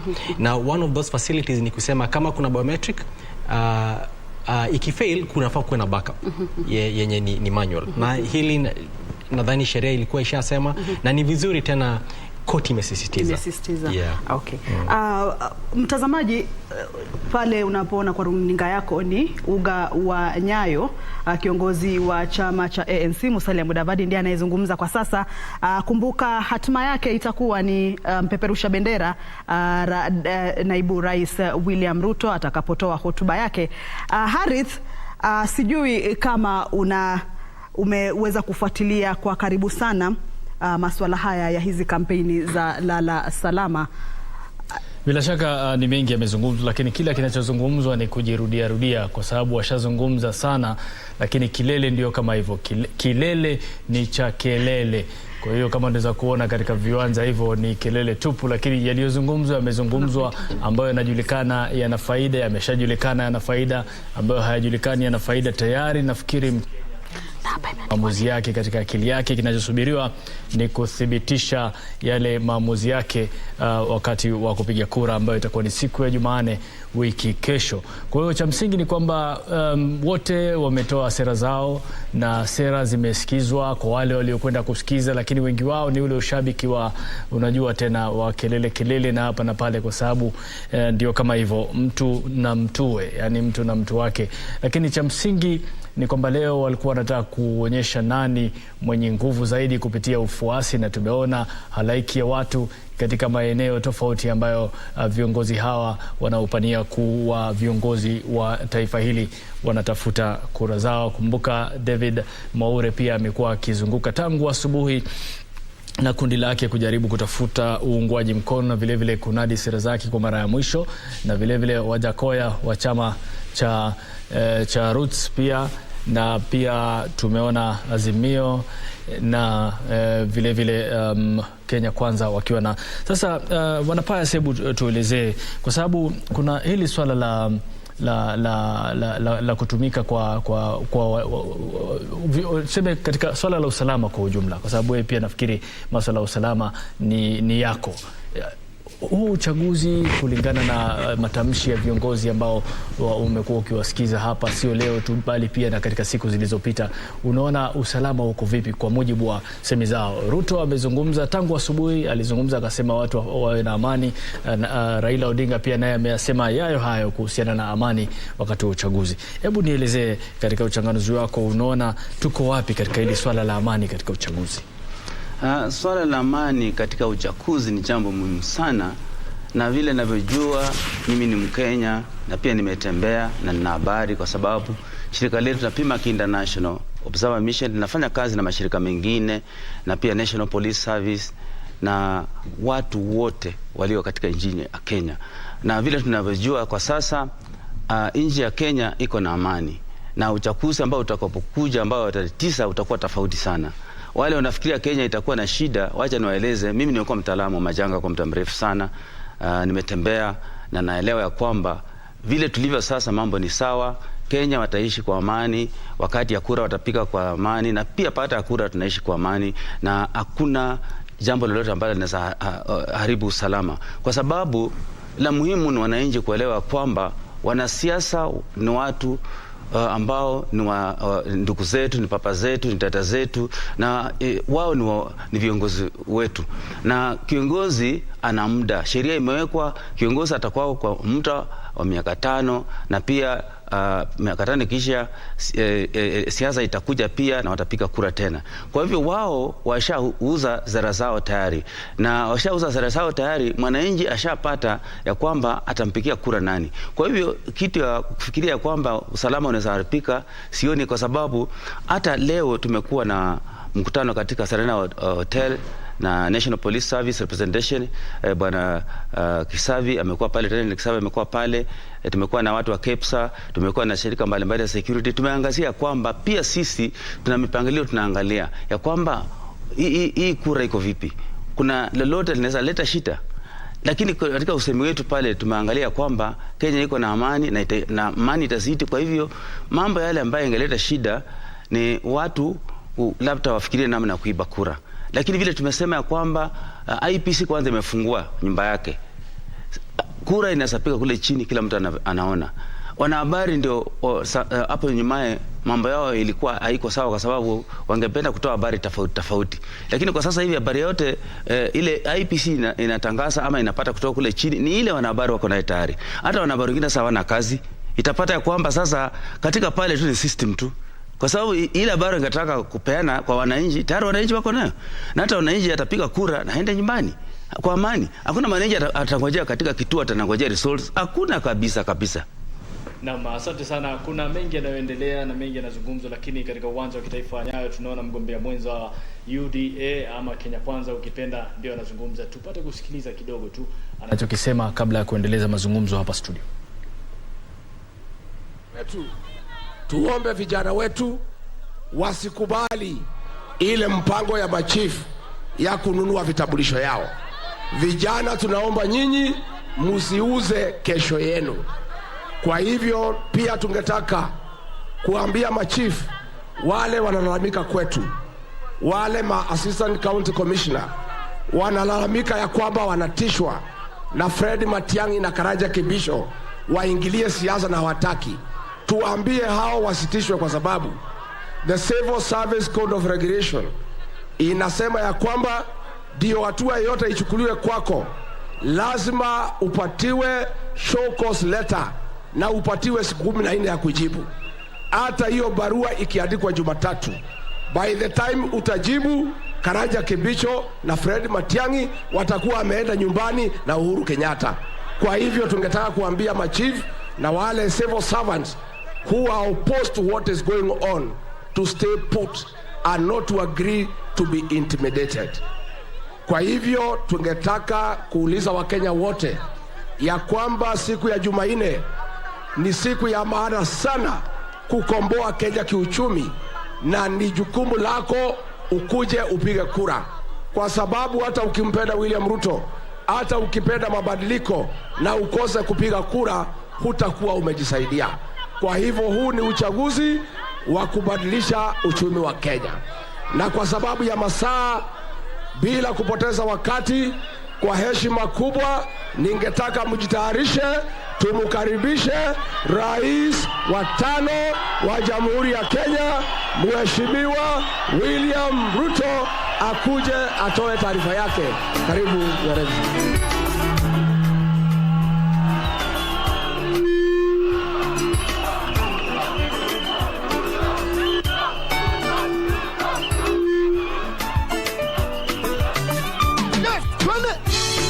Nikasema ilikuwa kijana sasa ni mzee. Sikusikia. Nikasema ilikuwa kijana sasa ni mzee. Aha! Sijawahi ona mwenye haki ameacha mimi. Sijakusikia wala watoto wake kuomba mikate. Nairobi, Mungu ni nani? Mungu ni mwaminifu kwa ahadi zake wanadamu. Ni nani? Mungu ni mwaminifu kwa ahadi zake si kama wanadamu. Akifanya nini? Akiongea Yesu ameongea. Weka mikono yako juu. Inua mikono yako juu kwa ajili ya Yesu. Atatenda kwa wakati wake yoyo. Ninamuita Bwana wa amani. Ninamuita mfalme wa amani Bwana. Ndiyo maana mimi ninaimba kwa sababu ya amani. Tumwambie ni uwezo gani? Uwezo gani unaompinga Yesu? Uwezo gani? Uwezo gani? Uwezo gani? Wapi nuru kwa Yesu? Weka mikono juu tuone. Wewe ni nani?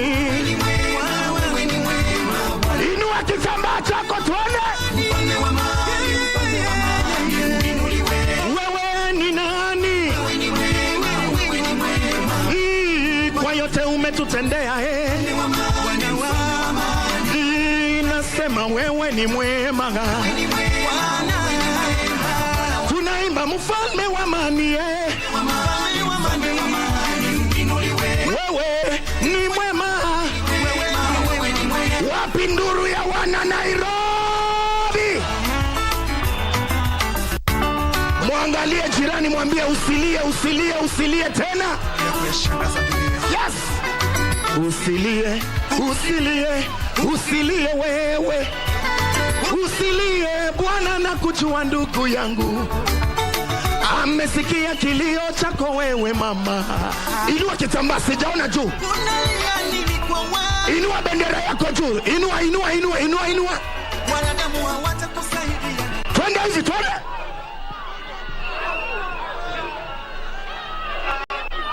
Wapi nduru kwa Yesu?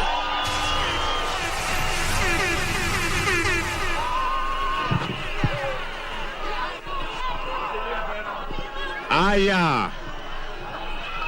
Aya. Nairobi hamjambo. Nairobi hamjambo.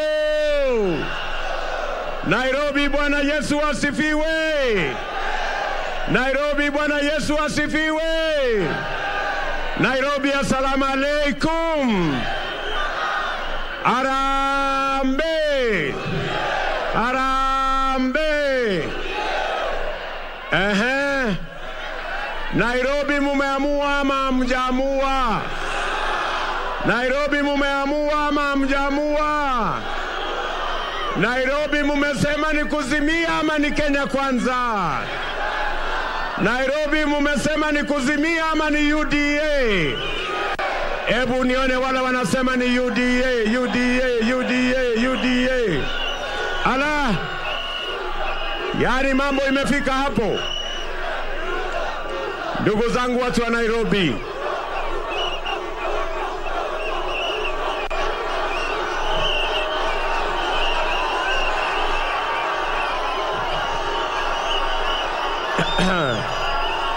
ndugu zangu watu wa Nairobi, Kanairo, mimi nasimama hapa mbele yenu. Tafadhali tuweke mabango chini, chini. Watu wa Nairobi, mimi nasimama hapa mbele yenu nikimshukuru Mungu kwa sababu mimi kufika hapa leo, eti tunamaliza kampeni siku ya leo, ni kwa sababu ya Mwenyezi Mungu jameni. Wale walisema hatuwezi kufika 2022, lakini kwa sababu kuna Mungu mbinguni tumefika 2022. Walisema hatutakuwa ballot, tuko kwa ballot, hatuko kwa ballot. Si Mungu ni wa ajabu jameni? Si Mungu ni wa ajabu? Mimi nasimama hapa kuwaambia ndugu zetu wa Kenya na watu wa Nairobi kwamba Kenya hii sio ya watu wachache. Kenya hii sio ya deep state na system. Kenya hii ni ya Wakenya wote chini ya Mwenyezi Mungu. Na ndio mimi nasimama hapa to say with confidence that today we are witnessing history. That they said we will not be here in 2022. We are here in 2022. They said we will not be in the ballot, but we are today in the ballot. And I want to tell the people of Kenya, and I want to tell the people of Nairobi, we will overcome. Enough is enough, and freedom is coming. On Tuesday, the people of Kenya will prevail over the deep state. The people of Kenya will prevail over the system, and we are going to have a nation that leaves no Kenyan behind. I want to tell you, the great people of Kenya, I want to tell you, the people of Nairobi, they said this was a constitutional moment. We told them no, this is an economic moment. They told us it is about changing the constitution. We told them no, it is about changing the economy. They told us it is about sharing positions. We told them no, it is about creating jobs for the young people of our nation. They told us it is about sharing power amongst those in power and those who can access power. We told them no, it is about the empowerment of Mama Mboga, the empowerment of the boda gentleman, the empowerment of the hustlers, the empowerment of the ordinary citizen. It is not about sharing power. They told us it is about leaders. We told them it's about the people. We told them it is about the people. We will tell them it is about the people. And on Tuesday, it is going to be about the people. Tunaelewana jameni? Tunaelewana jameni?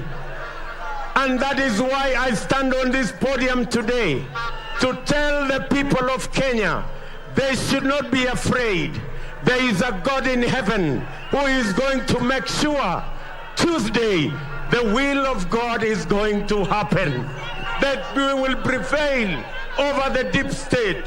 The deep state will not stop us. The system will not stop us. The powerful will not stop us. This is going to be the culmination that the people of Kenya are supreme. It is the people who hire and fire governments, and we will prove them on Tuesday that it is the people of Kenya who will make the decision to take Kenya forward.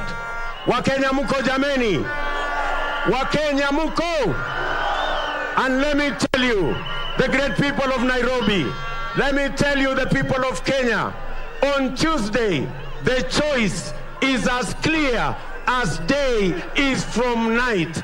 On Tuesday, you will be choosing between the team that has a plan about the future of our country and the team that will tell you many stories about the past and what happened in the past. I want to tell you, the people of Nairobi, as I tell every Kenyan, to choose the future, to choose the team, to choose the leader that has a plan for the future of our country. And we are saying here in Nyayo Stadium, as we make our final statement, that on Tuesday you will be choosing a plan that will reduce the cost of living so that every citizen, the 50 million of us, can afford a decent meal, can afford a decent house, and every one of us can be able to take their children to school. We are committing that we are going to bring down the cost of living. Many Kenyans are living below the poverty line. We have the plan to grow more food. We have the plan on subsidized fertilizer. We have the plan on subsidized seeds. We have the plan on irrigation. And that is the Kenya Kwanza plan. Tuko pamoja jameni. Tuko pamoja. I want to tell the young people of our country You will not trek the streets again. You will not wander in our markets again. We have a Marshall Plan on youth employment. We will deploy every year 200 billion Kenya shillings so that we can raise our textile industry, our leather industry, our wood industry, in agro-processing, in value addition, in manufacturing, in housing, so that we can create opportunities, we can create jobs for millions of young people today who are out of school, out of college, yet they have degrees and diplomas and certificates, yet they are meaningless because they have no opportunities in a country they call home. And that is why the young people of our country, vijana muko, vijana wa Nairobi muko, vijana wa Kenya muko, mimi nataka niwaambie vijana wa Kenya, makinikeni, kwa sababu unaenda kupiga kura tarehe 9 mwezi wa 8 Jumanne ijayo.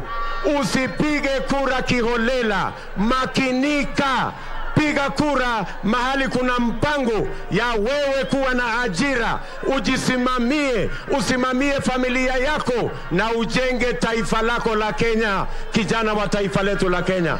Vijana muko? Hebu nione vijana wa Kenya ambao wanasema tuko. Na waambia ndugu zetu wa Kenya, tumekubaliana ya kwamba tutakuwa na Hustler Fund ambayo itamuwezesha kila Mkenya, mama mboga akiweko, mtu wa saluna akiweko, jamaa wa bodaboda akiweko, katika ile mpango yetu, ili unaweza kupata pesa ya kuinua biashara yako. Hamutasumbuliwa tena na mashailo, hamutahangaishwa tena na fuliza. Mutakuwa na pesa ya serikali ya kuinua biashara zenu, pesa ambayo haitakuwa na riba, pesa ambayo hautaitishwa security. Wewe bora wewe ni mwanachama wa sako, bora wewe ni mwanachama wa kikundi, bora wewe ni mwanachama wa cooperative, utapata pesa ya serikali bilioni 50 ambayo tutatumia kuinua biashara ya kila Mkenya, ili tuweze kufukuza umaskini pale mashinani katika mpango yetu ya bottom up.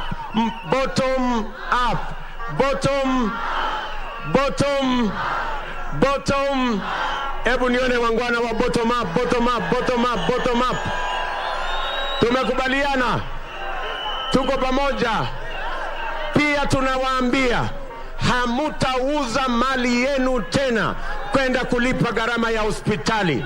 Tumekubaliana tutakuwa na bima ya afya ambayo itajumuisha Wakenya wote, na kila Mkenya ataweza kwenda hospitali atibiwe na aende nyumbani bila ya kuulizwa pesa yeyote, kwa sababu gharama ya hospitali italipwa na bima ya afya ambayo itasimamiwa na serikali ya Kenya na kujumuisha Wakenya wote katika taifa letu la Kenya. Wakenya mko? Tunaelewana? And we want to promise you, the great people of Kenya, that your money will not get lost, that your money will not be stolen, that corruption will not eat your future, that corruption will not destroy your plans. We are the only team that has a plan on fighting corruption.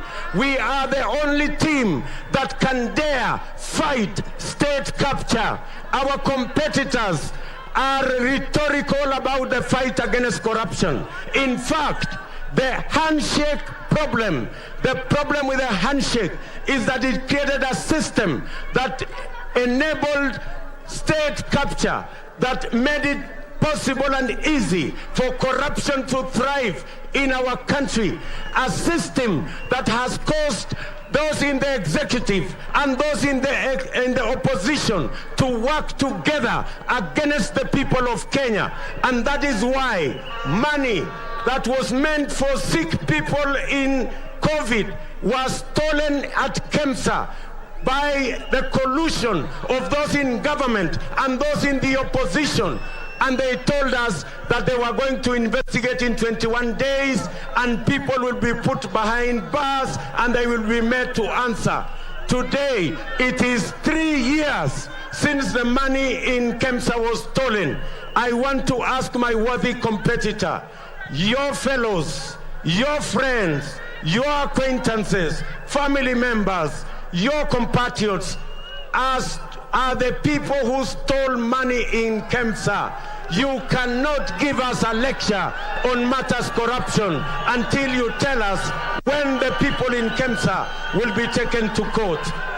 Let me tell you, we will not have a system where the leader of the opposition runs a laundry to clean people who have stolen from counties and have stolen from the people of Kenya. We will have a system that makes sure that we run an accountable system.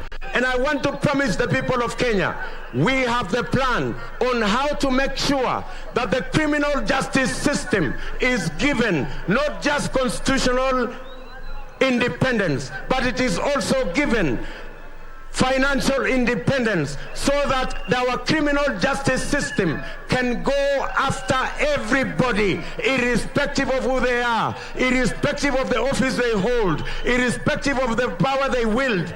And every Kenyan will make sure that their citizens and their resources are safe. The only way we can fight corruption effectively is when we build the institutions that are charged with managing and dealing with matters of theft, matters of corruption. And that is what the Kenya Kwanza plan has in store for the people of Kenya. Our competitors talk about corruption. We have a plan on how to fight corruption. We have a plan on how to build the institutions that will deal with corruption firmly, decisively, and with finality. I want to commit to the people of Kenya that we will make sure that our courts are not only independent, but they have financial independence, which they have never had for the last 50 years of our independence, because it was convenient to control the judiciary using the resources that they have. I want to commit to the people of Kenya that in the Kenya Kwanza plan, and in fact it is the only plan that has the potential to fight corruption, we are going to move the fight against corruption from being a political tool to being a constitutional fight against any corrupt person, irrespective of the office they occupy or the power they wield. And let me say in conclusion, this election, the good people of Kenya, it is obvious, it is clear, we can see the horizon that this election is done, that this election is done, that the people of Kenya have finally made a decision not to go backwards, but a decision to go forwards. And I want to promise you that your trust in me and in the Kenya Kwanza team, we will not let you down. We will make sure that our commitments, which we have signed in our charters, will be fulfilled one by one. Hold us to account. Hold the charters. We will hold the charters as a performance contract and evaluate our performance 5 years from today. Watu wa Kenya tunaelewana jameni? Ndugu zangu watu wa Kanairo tumekubaliana? Hebu nione wale wanasema tunakubaliana, tunakubaliana, tunakubaliana, tunakubaliana. I want to promise the people of Kenya that I will not participate in anything that undermines the Constitution of Kenya. I will not participate in anything that brings confusion between the separation of powers, between the accountability of any government. And even if it will be necessary for us to agree on certain things, I will never participate in agreeing to undermine the Constitution of Kenya. And let me commit that on 9th When the people of Kenya make their decision as Kenya Kwanza, we will respect the decision of the people of Kenya because we are Democrats. We believe in institutions and we believe that a peaceful Kenya is good for everybody, irrespective of where, on which side of government they are, or irrespective of what religion or what color or what community they come from. We believe peace is at the heart of the development of any country. I am asking every Kenyan, wherever you are, to make sure that you play your part in making sure we have a peaceful election on 9th of August and a peaceful transition going forward to the Kenya Kwanza government. And I want to promise our friends, our worthy competitors, that we will respect the Constitution. We know that you will have roles to play. We will not compromise your opportunity, your mandate to run the responsibilities given to you by the Constitution. We will respect the Constitution. We are people who believe in constitutionalism. We are people who believe in the rule of law.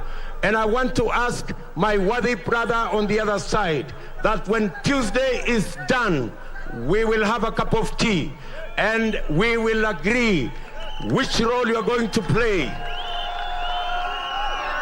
as the leader of the opposition. And I want to commit that I love this country so much that I will not participate in anything that undermines the Constitution of our motherland. That is how much I love the people and I love my country, the Kenya that we all belong. And I want to ask our competitors to be measured in whatever steps that they will take. We want to agree so that Kenya can move forward. Tumekubaliana jameni? I want to tell my brother President Uhuru Kenyatta, my good brother, we worked together. We achieved much together. But as fate would have it, you chose a different path. And I wish you well as you go to retirement. I am very confident that this country will move forward. I am very confident that you know my capacity. I do not want you to fear. You have nothing to fear because I will respect the foundation you built. I will respect the things we did together, but I will build on that foundation. And my friend, it is going to be phenomenal. I know you know that it is going to be phenomenal. You don't have to worry that I might do better than you have done. It is our country we are trying to build. You have no fear. Just trust the people of Kenya to make the choice on the 9th of August. And Kenya is going to be well. I want to ask every Kenyan, please don't agree to be compromised. Don't agree to compromise the future of your children. Don't sell your birthright. Don't sell your vote. Go vote for the leadership that has the plan to take your family, to take you, your family, and your country into the future. Wakenya tumekubaliana jameni? Kanairo tumekubaliana? Hebu nione wala wanasema tumekubaliana, tumekubaliana. Mnakubali tutapiga kura ya amani? Tutapiga kura ya amani pale Tuesday. Pale Tuesday. Na baada ya wiki mbili hivi tutarudi hapa tena. Ama tutarudi Kasarani. Twende tufanye inauguration. Ndio tuanze safari ya kupanga mambo ya taifa letu la Kenya pamoja. Na mimi nataka niwahakikishie, serikali tutatengeneza itaunganisha Wakenya wote kutoka jamii zote, kutoka dini zote, kutoka pande zote za taifa letu la Kenya, kwa sababu tuko katika taifa hii kwa sababu ni mpango na ni mapenzi ya Mungu. Na mimi nataka niwahakikishie, mimi na timu yetu ya Kenya Kwanza tutasimama imara kutetea katiba ya taifa letu la Kenya, kutetea haki ya kila Mkenya na kupanga vile kila Mkenya hataachwa nyuma wakati tunapiga hatua ya kwenda mbele. We want a nation that is going to leave nobody behind. Tumekubaliana jameni? Harambee! Harambee! Harambee! Harambee! Tumekubaliana? Tumekubaliana? Nimemwambia rafiki yangu Bwana Kitendawili ya kwamba mimi niko tayari kukunywa na yeye chai baada ya Tuesday. Lakini mambo ambayo sitafanya ni yale yalifanyika miaka 5 iliyopita. Mambo ya kuchanganya upinzani na serikali na kutengeneza kitu ambayo Wakenya hawaijui, ya kuhujumu katiba ya Kenya na kulete uhasama na kulete vurugu, hiyo mimi sitafanya. Chai tutakunywa, lakini my friend, kwa sababu sisi ni Wakenya na sisi ni mandugu. Tumekubaliana jameni? Tumekubaliana? Hebu nione jameni, nione. Wakenya, sisi tunajiweka mbele yenu. Tarehe 9 mwezi wa 8 Jumanne ijayo tuko mbele yenu. Tunawaamini, tunawahitaji na tunaomba kura zenu. Wakenya wote mahali popote mlipo, mtatupatia kura zenu jameni? Naomba kwa unyenyekevu kura zenu Wakenya mahali popote mlipo. Huyu hasla naomba kura zenu Wakenya mahali popote mlipo. Mutanipatia kura zenu jameni? Mutaniombea? Mutaniombea? Mutaombea taifa letu? Mutaombea timu Kenya Kwanza? Hebu nione wale wanasema watatuombea jameni. Mutaombea amani ya taifa letu la Kenya? Mutaombea rais wetu mwenye anaondoka? Na mutatuombea sisi wote. Asanteni sana, Mungu awabariki na ninawapenda sana. Thank you very much.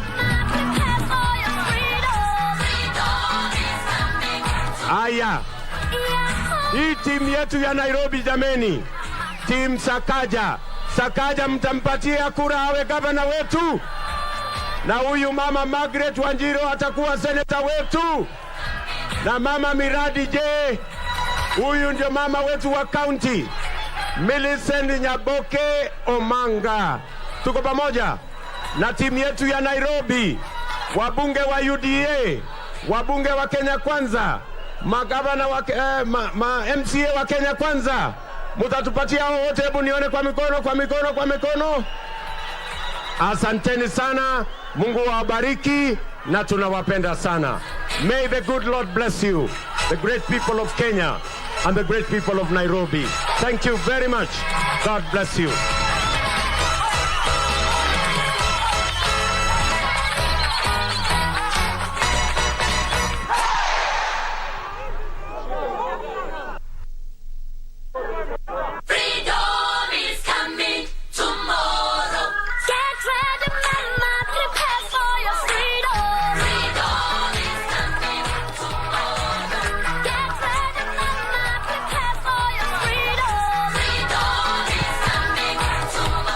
Aya, kabla ya maombi, Your Excellency, kuna zawadi imetengenezwa na hasla hapa Nairobi. Huyo hasla ametengeneza hiyo, aje juu. Kama unavyoona kwenye yako, tuko katika uwanja wa kimataifa wa Nyayo, ambapo muungano wa Kenya Kwanza ndio unakunja jamvi lake la kampeni.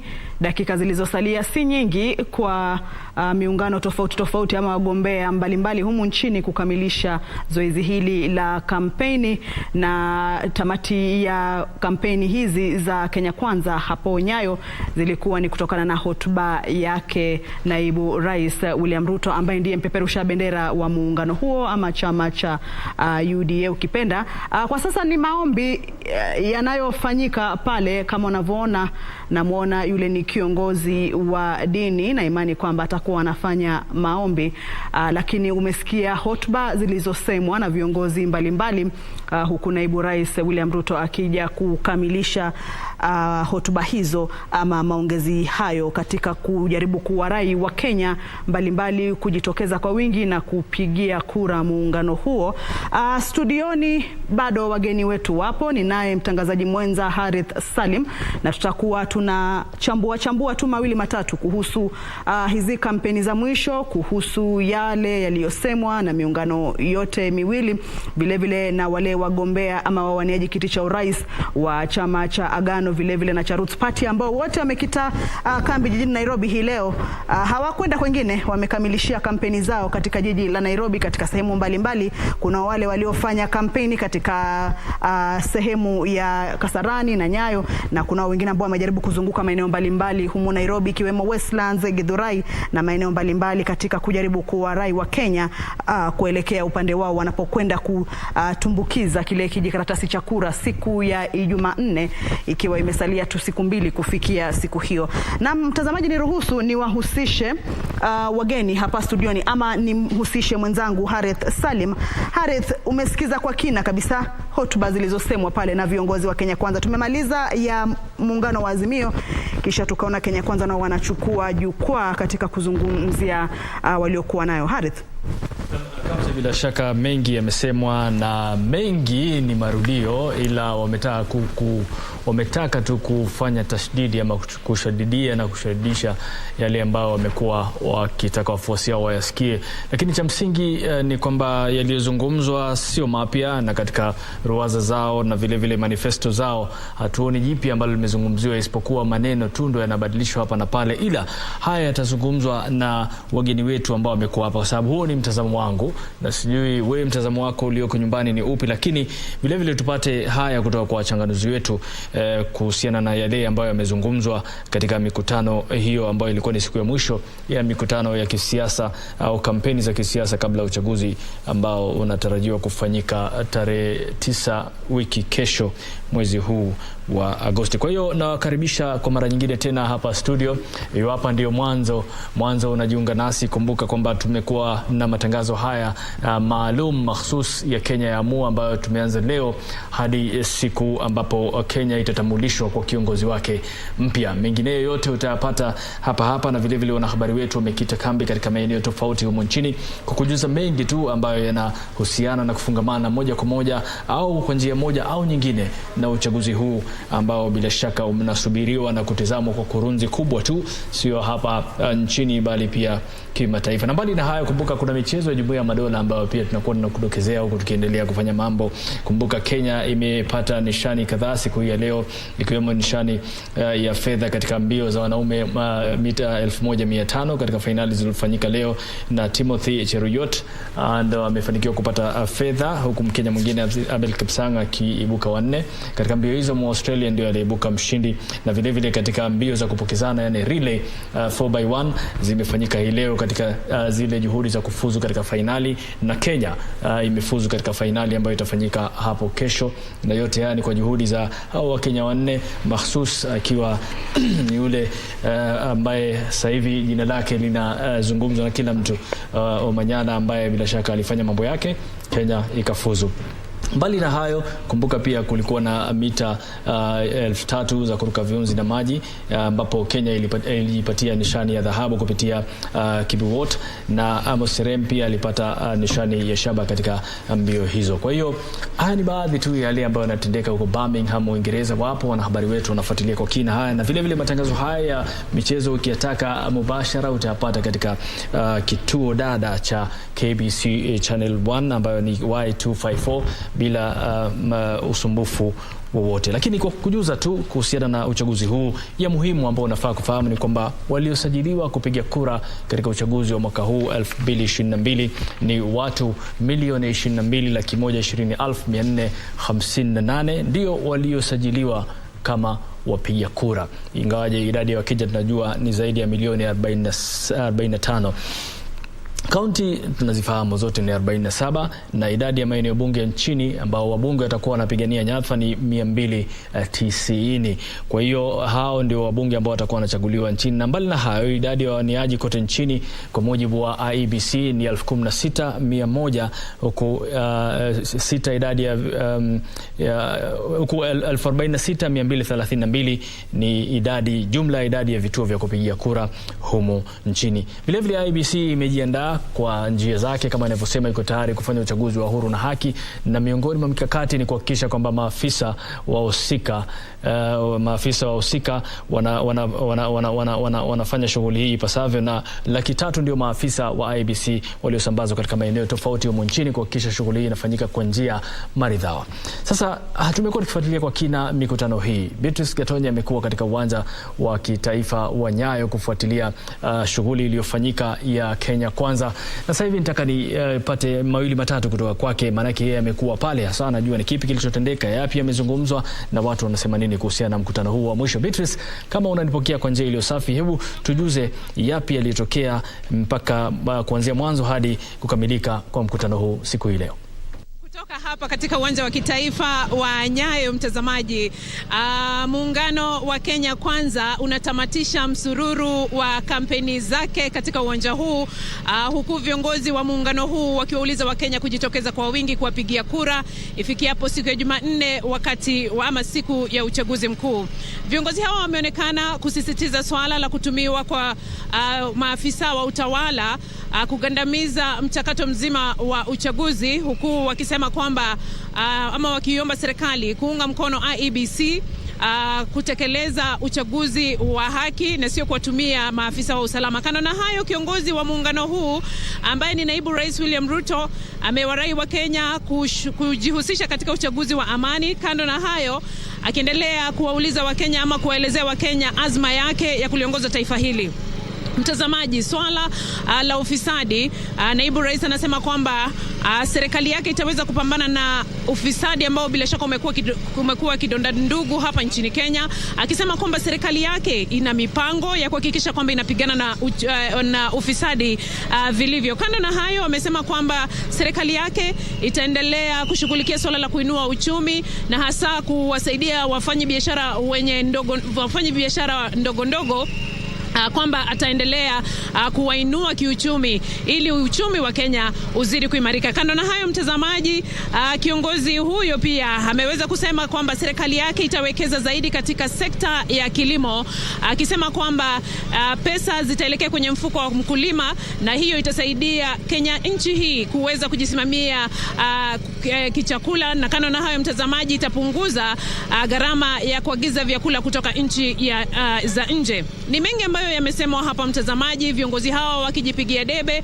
na kuwarai wakazi wa jiji la Nairobi pamoja na Wakenya kwa jumla kuunga mkono azma yao ya kuongoza nchi hii, huku naibu rais akisema kwamba yuko tayari kumrithi kiongozi wa taifa Rais Uhuru Kenyatta ambaye kulingana na katiba ametamatisha awamu yake ya miaka 10. Mtazamaji, naungana na mwenzangu Irene Mchuma ambaye yuko hapa. Irene Mchuma, I don't know what we should now expect from here now that the campaigns are over. Kenyans have 2 days to think and contemplate and even decide who they want to vote for. Where do we go from here? Well, Gatonye, looking at what the leaders have been able to highlight from this final political rally ahead of the Tuesday's polls, we expect now Kenyans to digest and make wise decisions. These, as leaders themselves says, that the electorate should elect visionary leaders for the goodness of this country. So, Gatonye, as you understand, right now the Constitution says that no political rallies should be conducted in any part of the country. Therefore, we expect these political leaders to stay put and respect the Constitution. These, as Kenyans, will make their decisions come August 9th, which is just 2 days away. Now, Gatonye, and I believe from what the political leaders have been doing across the country, urging Kenyans to conduct peaceful elections, you and I, from where we sit, we are hoping that Kenya is united even beyond the elections. These leaders, as you've heard even Deputy President speak this evening, he insists that his government will unite the country, and that is one of the key things that he wants to do. And when you listen to Azimio, La Umoja, One Kenya, the same message is coming out. So we expect that after the elections, Kenya will remain one, and Kenyans will respect the rule of law. And once we, Chebukati and IEBC will announce the winner, I think Kenya will go back to track. Kenya go back to business. Kenyans go back to work. And that's where we come to the end. Hapo ndipo tunatamatisha mtazamaji. Shughuli hii kutoka hapa kwa muungano wa Kenya Kwanza, shughuli yao ya misururu ya campaign. Sasa viongozi hawa wapumzike, wasubiri wa Kenya wafanye uamuzi wao tarehe 9 mwezi Agosti, siku ya Jumanne. Kutoka kwangu Beatrice Gatonyangetich na mwenzangu Irene Mchuma Odem, tunakuelekeza kwa Harith Salim studioni.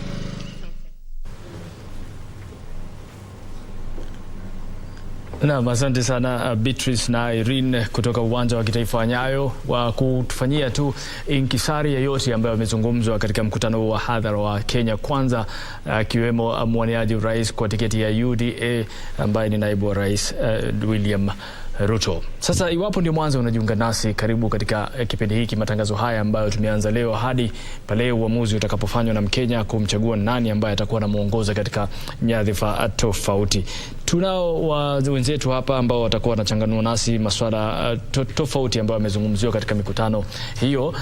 Tujue lipi limezungumzwa ni la kweli, lipi lilozungumzwa ni kuwapaka watu mafuta kupitia mgongo wa chupa. Kwa hiyo iwapo unajiunga nasi, karibu sana, na pia unaweza kutoa maoni yako kupitia mtandao wetu wa kijamii at KBC Channel 1, ama vile vile kama unafuatilia katika YouTube KBC Channel 1 unaweza kutoa maoni yako au maswali au mapendekezo vile vile. Kwa hiyo tunaenda moja kwa moja katika mazungumzo ambayo yatakuwa yanachanganua kile kilichozungumzwa. Kwa hiyo namkaribisha Lydia katika studio zetu, karibu sana. Na vile vile hatujasahau tunaye Pius pia, na upande ule Kamche pia anaye mgeni wetu atakuwa anatusaidia pia kuchanganua mambo haya. Kwa hiyo katika mikutano yote miwili na pia wale waliozunguka, kwa sababu kulifanyika mikutano miwili na kulifanyika mizururo miwili. Manake wengine walikuwa wanazurura katika mitaa ya Nairobi kujipigia debe. Katika wote waliozungumza na wale waliokuwa wakizurura na wale waliokuwa wamekitahema katika viwanja hivi, wamezungumzia jambo moja ambalo kila mmoja unasikia analizungumza kwa dhati ya kulizungumza na kwa nguvu zote, naweza kusema hivyo. Swala la kila mmoja kumuita mwenzake mwizi, kila mmoja kumuita mwenzake fisadi. Nani mwizi, nani fisadi katika kauli za wanasiasa? Lydia. Hilo ni swali zuri, kwa sababu ukiangalia upande wa Azimio wameelezea sana hilo swala la ufisadi, na wakajaribu sana kuegemeza hizi campaign ziwe about personality na character ya viongozi. Wanataka hapo ndipo Wakenya waangalie kuliko kuangalia maelelezo ama vielelezo ambazo zimewekwa kwenye manifesto. Na ukiangalia upande wa Kenya Kwanza, wanasema sawa, hawa watu wa Azimio wanasema wanataka kupigana na ufisadi, lakini hao ndani yao wako na wafisadi ndani yao. Wako na wale wanaleta ile kesi ya Kemsa, wanaleta yale mambo ya scandals ambazo zimekuweko kama zile zenye tunazijua za kitambo kama Triton, na zile za bulk maize handling, hizo fisadi ambazo zilifanywa na wengine ambao wako upande huu mwingine. Swali ambalo umeuliza, mfisadi ni nani? Hilo swali linafaa kujibiwa, na ni swali ambalo linafaa kujibiwa na zile institutions ambazo zimepewa hii jukumu ya kufanya investigations. Institutions kama DCI, institutions kama EACC, institutions kama National Police Service, lakini Director of Public Prosecution.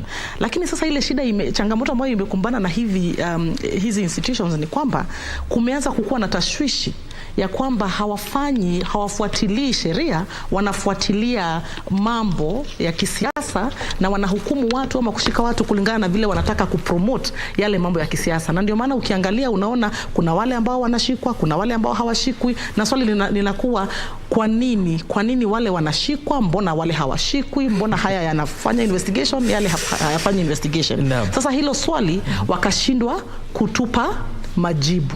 Na ndio maana sasa matumaini ya Wakenya sasa mahali tunaelekea, lazima waangalie wajiamulie wenyewe vile wanaona hawa watu. Hapo ndipo nitavuka boda niingie nyumbani kwake Kamche. Nataka nizungumze na mgeni wako tu.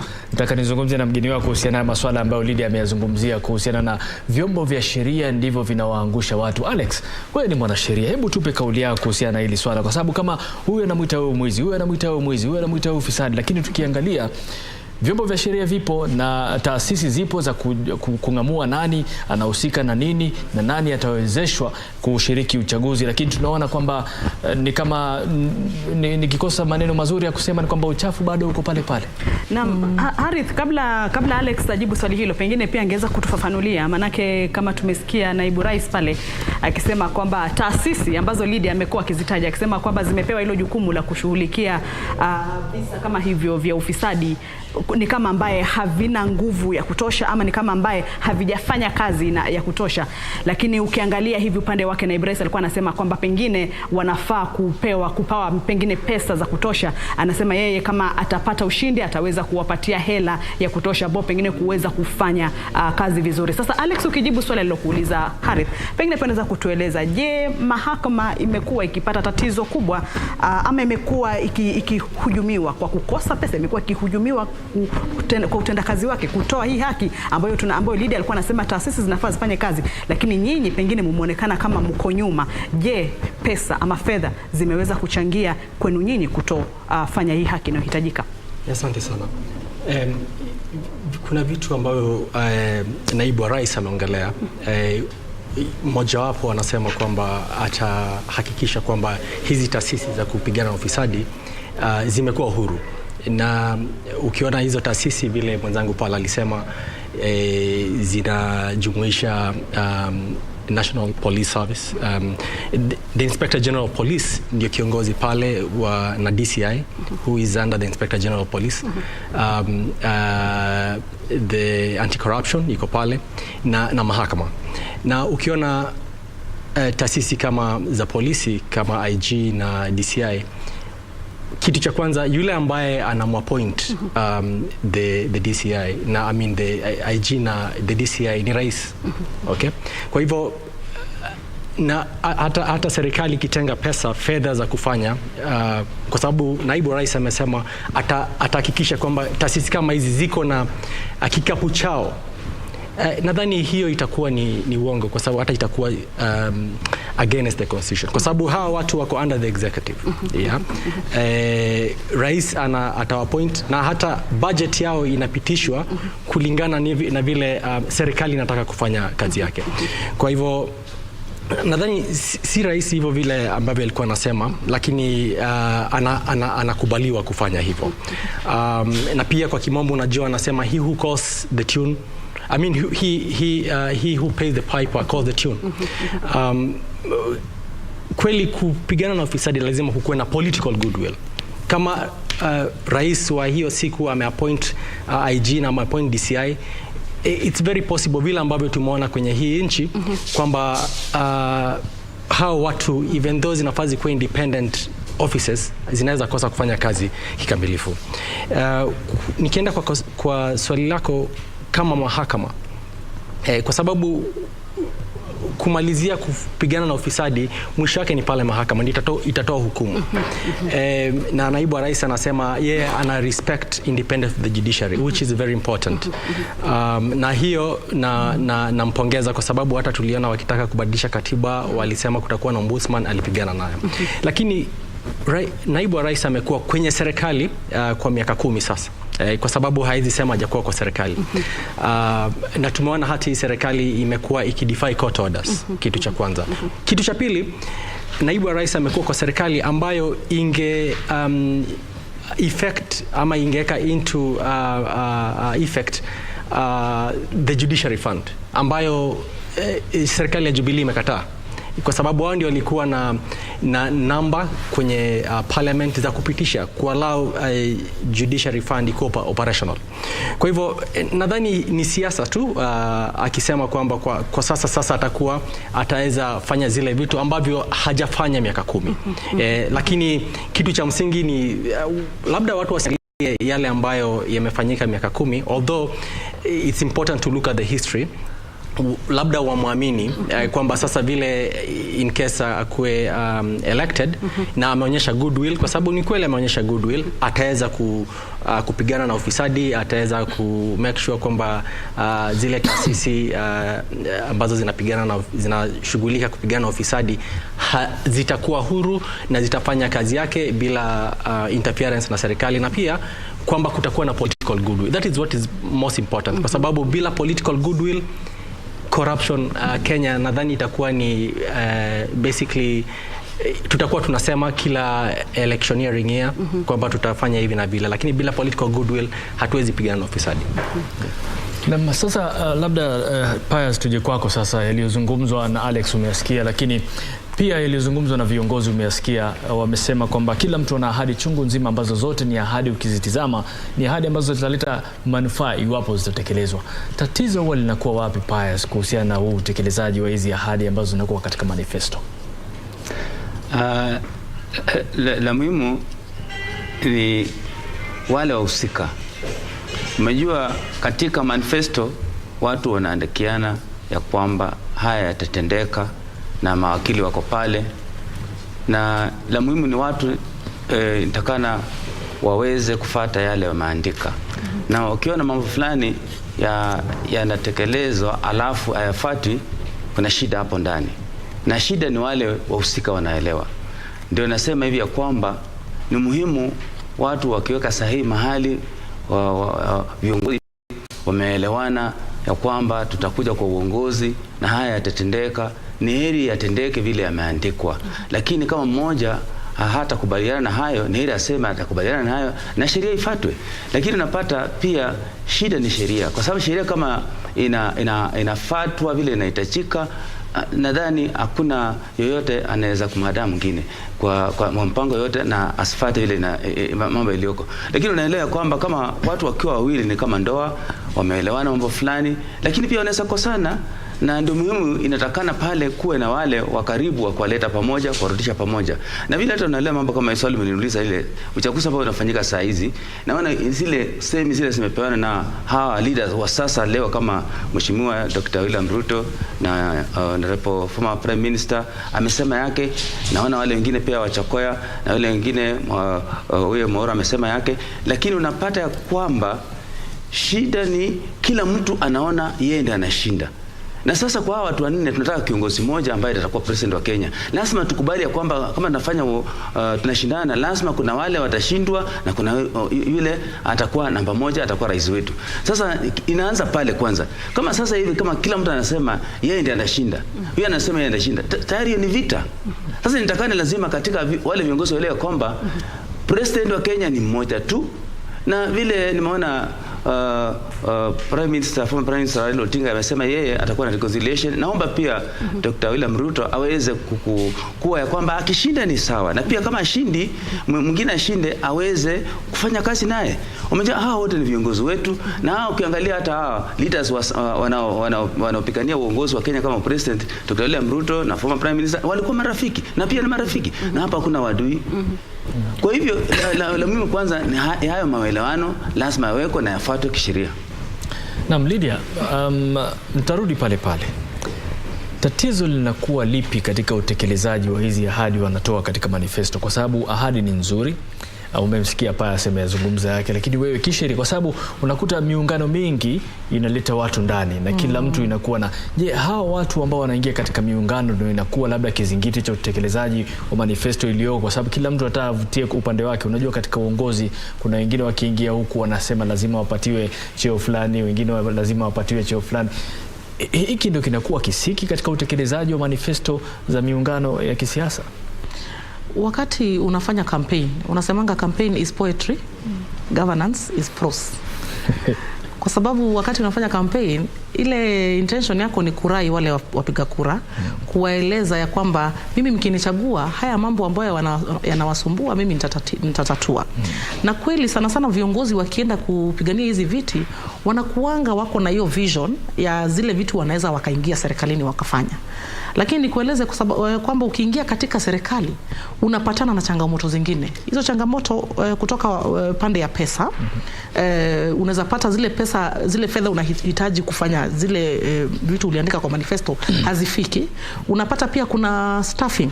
Kunaweza kuwa kuna upungufu wa capacity katika zile ofisi ambazo zinafaa kutekeleza mambo fulani. Sasa unaanza kungangana na civil servants, unashindwa, hawaelewi ile mpango uko nayo labda ni mpya, haiko katika ile mpangilio wako nayo kama strategic plans, haiko kwa mipangilio kama ile MTP3, MTP4. Kwa hivyo mwanzo lazima ukiingia katika serikali uone ile manifesto yako sasa utaiblend vipi ili ingiane na ile mipango iko kwa serikali kama medium term plan ile ya Vision 2030, iingie kwa strategic plans za organization, sababu ultimately ile implementation ya manifesto lazima itafanywa na civil servants, lazima itafanywa na idara kama parastatals hivi. Hizo parastatals ziko na mipangilio ambazo already zishaandika. Kwa hivyo lazima uone sasa vile utaingiana na hizo mipango ili wabadilishe mwelekeo, washike ile barabara ambayo sasa wewe ungeweza kuendeleza. Panakuanga na changamoto kwa sababu ukiingia kwenye serikali alafu mwanzo vile umetaja unaanza na nilipatia mtu fulani cabinet position 3. Ukishampatia hizo cabinet position 3, haya ule minister atachagua wa hizo slot, haujui kama yuko na ile capacity na akiingia pale kama ataweza kubeba ile agenda yako vizuri aweze kuelekea. Utapata sana sana mwaka moja miaka mbili inapoteanga kabla mambo ianze kushika barabara nzuri ya implementation. Na mkamte Harith, nikifuatilia vizuri Lydia alichosema ni kwamba kumaanisha kwamba katika ile manifesto kuna tuseme kama 20% ama 30, haitofika 50 kwamba itakayotekelezwa pindi mshindi anapochukua hatamu. Lakini kukukumbusha tu mtazamaji ni kwamba pilika hii yote ya kampeni ambazo zimekamilika leo basi ni nafasi 1882 ambazo zitajazwa. Wagombea viti mbalimbali kote nchini kulingana na IBC ni 16,100, lakini viti ama nafasi zitakazojazwa mwisho wa kwisha ama Jumanne utakapokwenda piga kura wewe ni viti ama ni watu ama ni nafasi 1882. Na leo katika hizi hotuba za hawa waniaji wa mirengo mbalimbali ya viti vya urais na pia viti vingine, tunaona kwamba wamejaribu kuwarai wa Kenya kujitokeza na kuwapigia kura. Yaani kila mtu alikuwa anavutia kwake, lakini kuna jumbe za amani ambazo zimewekwa pale. Lakini kama umekuwa makini, hizi jumbe za amani zimetolewa kwa njia tofauti. Ukiangalia mrengo wa Azimio, kama ulisikiza vizuri, ulitoa ujumbe wake wa amani tofauti. Vile vile nao mrengo wa Kenya Kwanza ukatoa ujumbe wake wa amani kwa njia tofauti. Nikimhusisha Alex, tumeona kwamba Azimio wamevutia kusema kwamba kwanza Mama Ida Odinga pale alisema kwamba tunaomba msamaha kama tumekukosea katika hizi pilika zetu za kampeni, tunaomba msamaha, na pia tunavyoelekea tunaomba tuende kwa uchaguzi katika njia ya amani. Raila Odinga naye akasema kwamba wanaomba reconciliation, kwamba watafuatilia reconciliation na kwamba hakutakuwa na kisasi. Je, hii ni njia ambayo Raila ameitumia kuitisha amani? Maana ukiangalia upande wa Kenya Kwanza wao wameitisha amani kwa njia ya moja kwa moja kama sijakosea, wakisema kwamba Wakenya wajitokeze, watawarai wafuasi wao kwamba wajitokeze wapige kwa njia ya amani. Sijui kama kulikuwa na jumbe mbili tofauti za kuita amani ama ilikuwa ni moja tu, kusema kila mtu ametumia maneno yake tofauti. Kwangu mimi nadhani jumbe imekuwa ni moja. Labda wametumia maneno tofauti kwa sababu ukiona kama upande wa Azimio, one of their main agenda kwenye kampeni yao imekuwa kwamba watawaleta Wakenya pamoja, apart from pia kupigana na ufisadi. Kwa hivyo ilikuwa ni muhimu zaidi kwamba siku ya mwisho wakisummarize zile points zao zote za campaign walete hiyo point pia. Na ilianza na Mama Ida kusema kwamba aliomba na wanaomba msamaha kama wamekwaruzana na mtu yoyote kwenye hii kampeni. Na kwenye kampeni ni kawaida watu watakwaruzana kwa sababu maneno yanasemwa, maneno mengine labda watu wengine hawezi kwa sababu kuna attacks from both sides. So mimi nadhani ilikuwa ni important kwa Raila kusema kwamba yeye atakuwa rais, akikuwa rais akichaguliwa, wa kuleta watu pamoja. Kitu ambacho hakusema na labda Bwana Ruto amekiangazia kwa sababu Raila alikuwa silent. Ruto alisema kwamba yeye akichaguliwa atakuwa rais wa kila mtu, na akishakuwa rais wa kila mtu hata atawaita wapinzani wake wakae na waongee na wakunywe chai. Lakini alisisitiza, kulikuwa na disclaimer, alisema wataongea vile opposition inaweza fanya kazi yake. Haitakuwa kwamba mnaingia ndani ya serikali. Nadhani hilo ni la msingi zaidi kwa sababu ukiona kile kitu ambacho Bwana Raila na Bwana Uhuru wamefanya, ndio imekuwa ni nzuri kwa kuleta Wakenya pamoja, lakini kwa demokrasia si mzuri kwa sababu demokrasi inahitaji kwamba tukue pia na active opposition. Na hiyo active opposition iliuliwa ile siku ambayo tulikuwa na handshake. Kwa hivyo tumekuwa na corruption, hakuwezi kuwa na opposition. Unaona before 2017 Raila alipokuwa kwenye opposition alikuwa kitu kifanyika anaongelea na ilikuwa rahisi ku create some checks and balances. Lakini hatungeweza baada ya handshake kwa sababu opposition ilikuwa mezwa. Na nimependa kile Bwana Ruto amesema, amekuwa very categorical. Anasema tutaongea kwa sababu sisi wote ni wa Kenya. Na tutahusishwa vile kila mtu anafaa ahusishwe kwenye serikali yake, lakini kwenye kiwango chake, lakini kusema kwamba nitakuingiza kwenye serikali, hilo litafanyika. Na hiyo ndivyo katiba yetu inasema kwamba tutakuwa na serikali na tutakuwa na upinzani. Na la muhimu pia nilosema ni kwamba watakubali matokeo. Yeah, that's right. I think Bwana Raila hakulisema hilo, lakini Bwana Ruto amekuwa very categorical, anasema matokeo watakubali.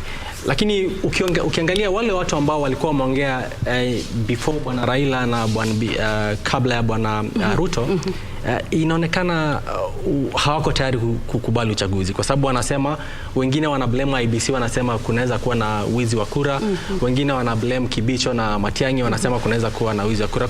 So kumaanisha it's very possible, na pia if history is very faithful to all of us, it's very possible that yule ambaye atapoteza hii kura ataenda mahakamani, they are going to contest the election. Na wataenda mahakamani, which is venye Bwana Ruto pia amesema ni within the law. It is within their constitutional right to contest the election. Yeah. Bora kusikue na vurugu. Yeah. Na hebu tuzungumzie hili swala ambalo Alex ameligusia kwamba viongozi wanajaribu kuwalaumu wengine kuhusiana na haya masuala ya wengine kukataa uchaguzi, kukataa matokeo ya uchaguzi na mambo kama hayo. Unaona kwamba labda tuje kwako Lydia, hizi ni kampeni za kisaikolojia kwa wale wapiga kura labda, na huenda zikaleta manufaa yoyote kwa wale ambao wanaziendesha kampeni hizi za kisaikolojia?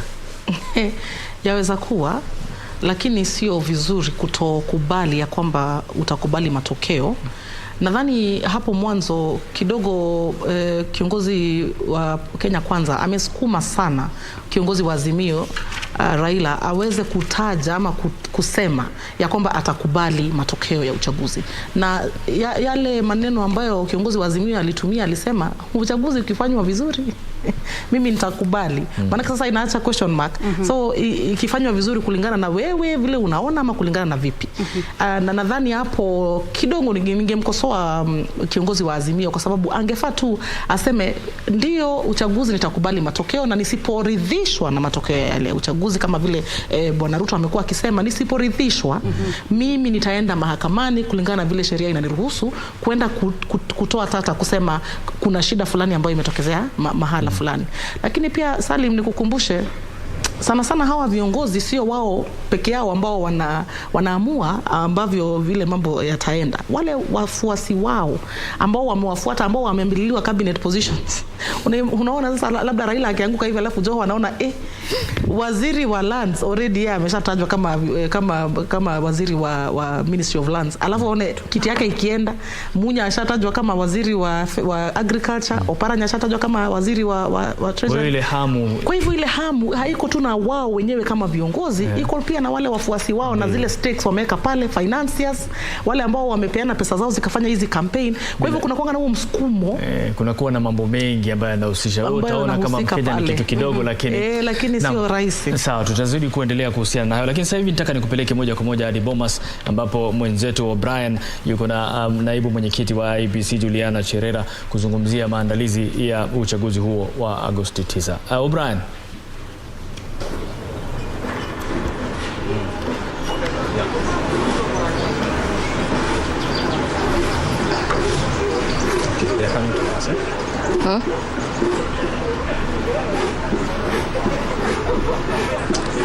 Well, asante sana Harry Salim pale na Kamche Menza wakiwa katika chumba cha habari cha KBC, na sisi sasa tuko hapa Bomas of Kenya.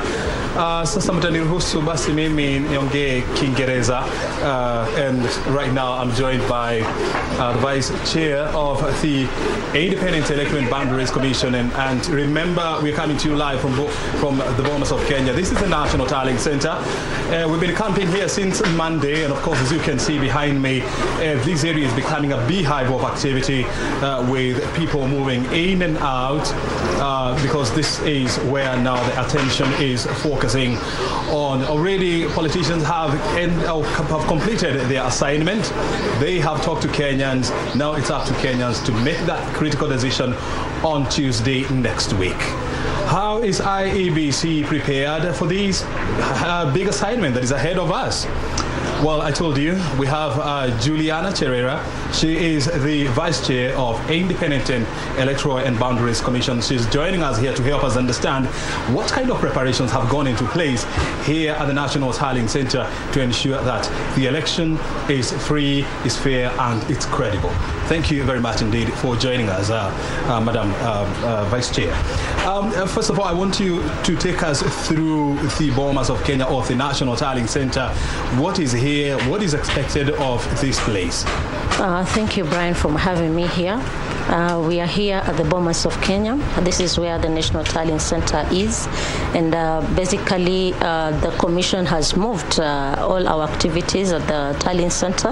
This is where the Presidential Returning Officer will declare the winner, and we have come with all our teams, and this is where we have even invited the media. We have a media center at National Tallying Center, whereby now the journalists can quickly file their stories at the media center. At this space, we've given spaces to different media houses to be able to speak to the country live, and also to have access to the commissioners once in a while to come and speak to the country. We also have the call center. The call center, we have trained 150 young people, and we are in a 24-hour shift. We have grouped them into three shifts, and 50-50 each. And this call center, the main purpose is to receive calls. We have toll-free lines whereby the public can call the commission and to ask any question, to get any clarification, and for any information. Mm-hmm. This is where also, as a commission, we are harvesting information of what is happening in the field. Some information that will be coming through will be of whatever kind, of whatever nature, the incidentals that will be happening, so that we quickly liaise with the National Police for the security apparatus to be deployed in the field. So we are prepared here. We have different teams. There is a team that will be in charge of receiving the Form 34As at the main auditorium. We'll be having teams that are now receiving the dignitaries, the observer missions. People are moving around. Kenya has become key. We currently have 18,000 observers that have shown 18,000 yes, that have shown interest to be all over the country, and some about 800 to be at the National Talent Center. So we are taking them around, we are telling them how prepared we are taking them through the processes, and some are going back home with things that they've learned from our processes as IBC. So I want to say that we are prepared. We are ready. Yes. I mean, and a lot of Kenyans, you know, they ask, why Bomas of Kenya? Why not Jomo Kenyatta International Convention Center or any other place? Why settle on Bomas of Kenya? I think by experience, we've been here since 2013. Yes. All elections we've been here, and I think it is a place that is off town, knowing that Anniversary Towers, where we are every day, it is at the middle of the town. As IBC, we are looking forward to have our own center, our own uchaguzi place, where we'll be having our offices, we'll be having our conference centers, we'll be having a place where we'll be doing the elections that become the National Talent Center. But for now, we don't have our own place, so we hire places around. So the long-term plan is to have your own place called Uchaguzi Center. Yes. Do you have an idea where you plan to set up this Uchaguzi Center? It is still in the very preliminary stages, but we're looking forward after this election now. We will lobby, we get a budget to have our own Uchaguzi Center. Yes. What kind away of budget, what kind of budget are you looking at? All this for the commissioners is we put policies, then now it is broken down to the specifications that are needed, and then the secretariat will put bits and pieces together. For now, we still don't know how much it's going to cost us. Yes. You see, Bomas of Kenya, I mean, it's always a popular place for Kenyans as well as international visitors to come and visit this place, you know, enjoy our traditions and our culture. And especially over the weekend, it's always very popular. So are members of the public allowed to access this place? No. When we take over, it is only IBC and our activities here. So as from Monday, we are going to restrict people from accessing this place unless you are accredited or you have a badge to access Bomas. So we have different categories of organizations, of people, of political parties that are getting their cards to access the place.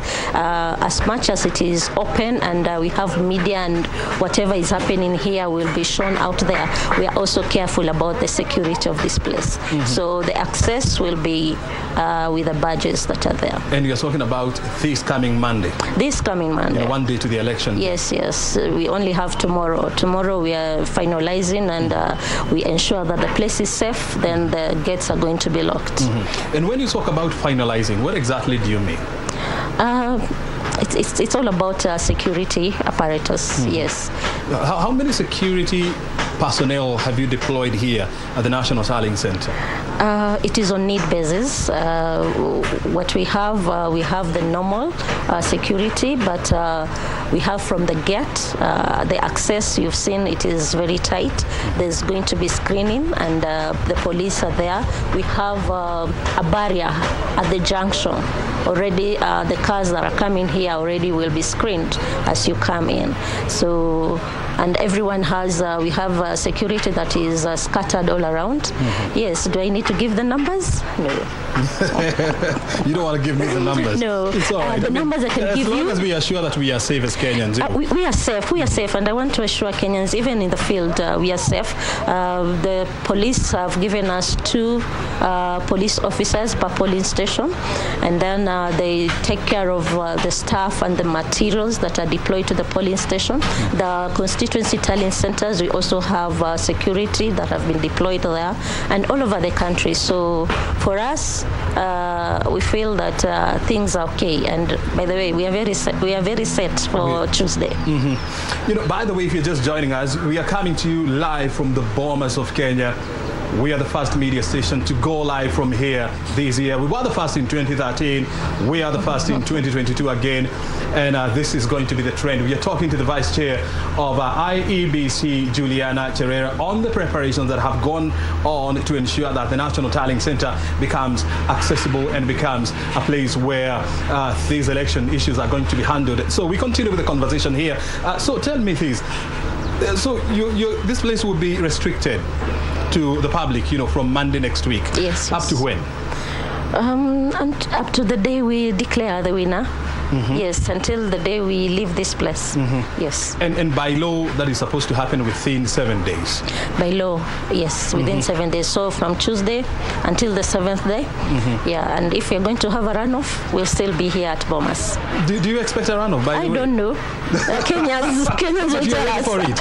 We are ready for it. You are ready for a runoff? Yes, it is in law. We as IBC will not finish until we get the winner. So if it is going to be a runoff, we'll have to review it again. We get the number 1, number 2, repeat the exercise again.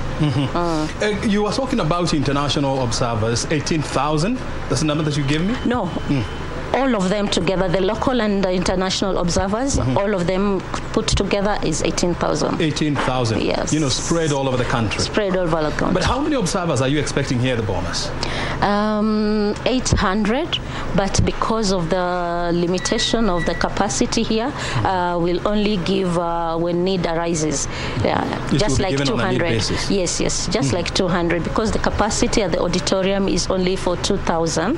So spread across many organizations. We have the different stakeholders. We have political parties. We have the agents around. We have international, the embassies and the diplomatic corps.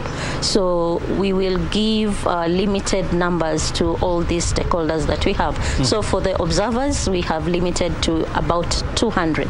But good enough, the observers will not be here at the same time. So we are looking at mechanism how to accommodate them. Yes. And I know you have also, we are going to have the media here. That's why we're actually here. There will be also, security agencies. There will be political party agents. So how many people are you looking at, on Tuesday, the D-Day, or on Wednesday that are likely to be here? Tuesday, we won't have traffic here. People will be all over voting. So start counting from Wednesday, Thursday, and Friday. Yes. And most probably the last day when we are ready to announce the winner, that is when we are going to have many people. But nonetheless, we are having all these media houses having access here and airing everything as it happens live.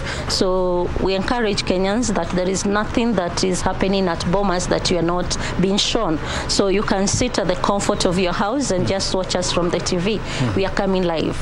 Yes. What about anybody who would want to come closer to where the action is?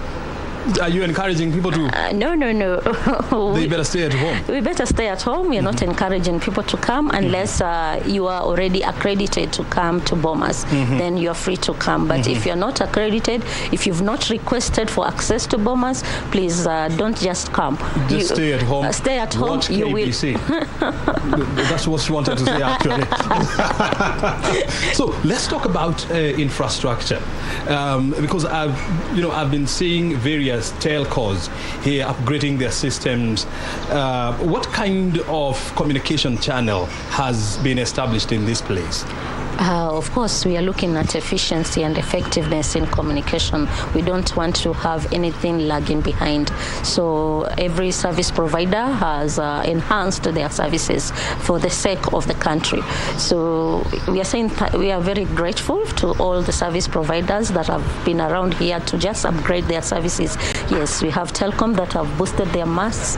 And of course, because we are using electronic transmission of the results from 34A has to be transmitted electronically first. Then we wait for the physical Form 34A to arrive at Bomas for us to verify and finally declare the results. So it is important that we ensure a free flow of all the services that are needed. In the unlikely event that there is a power surge, What would happen? We have made all arrangements, and we are not looking forward to that. KPLC. Well, in case it happens.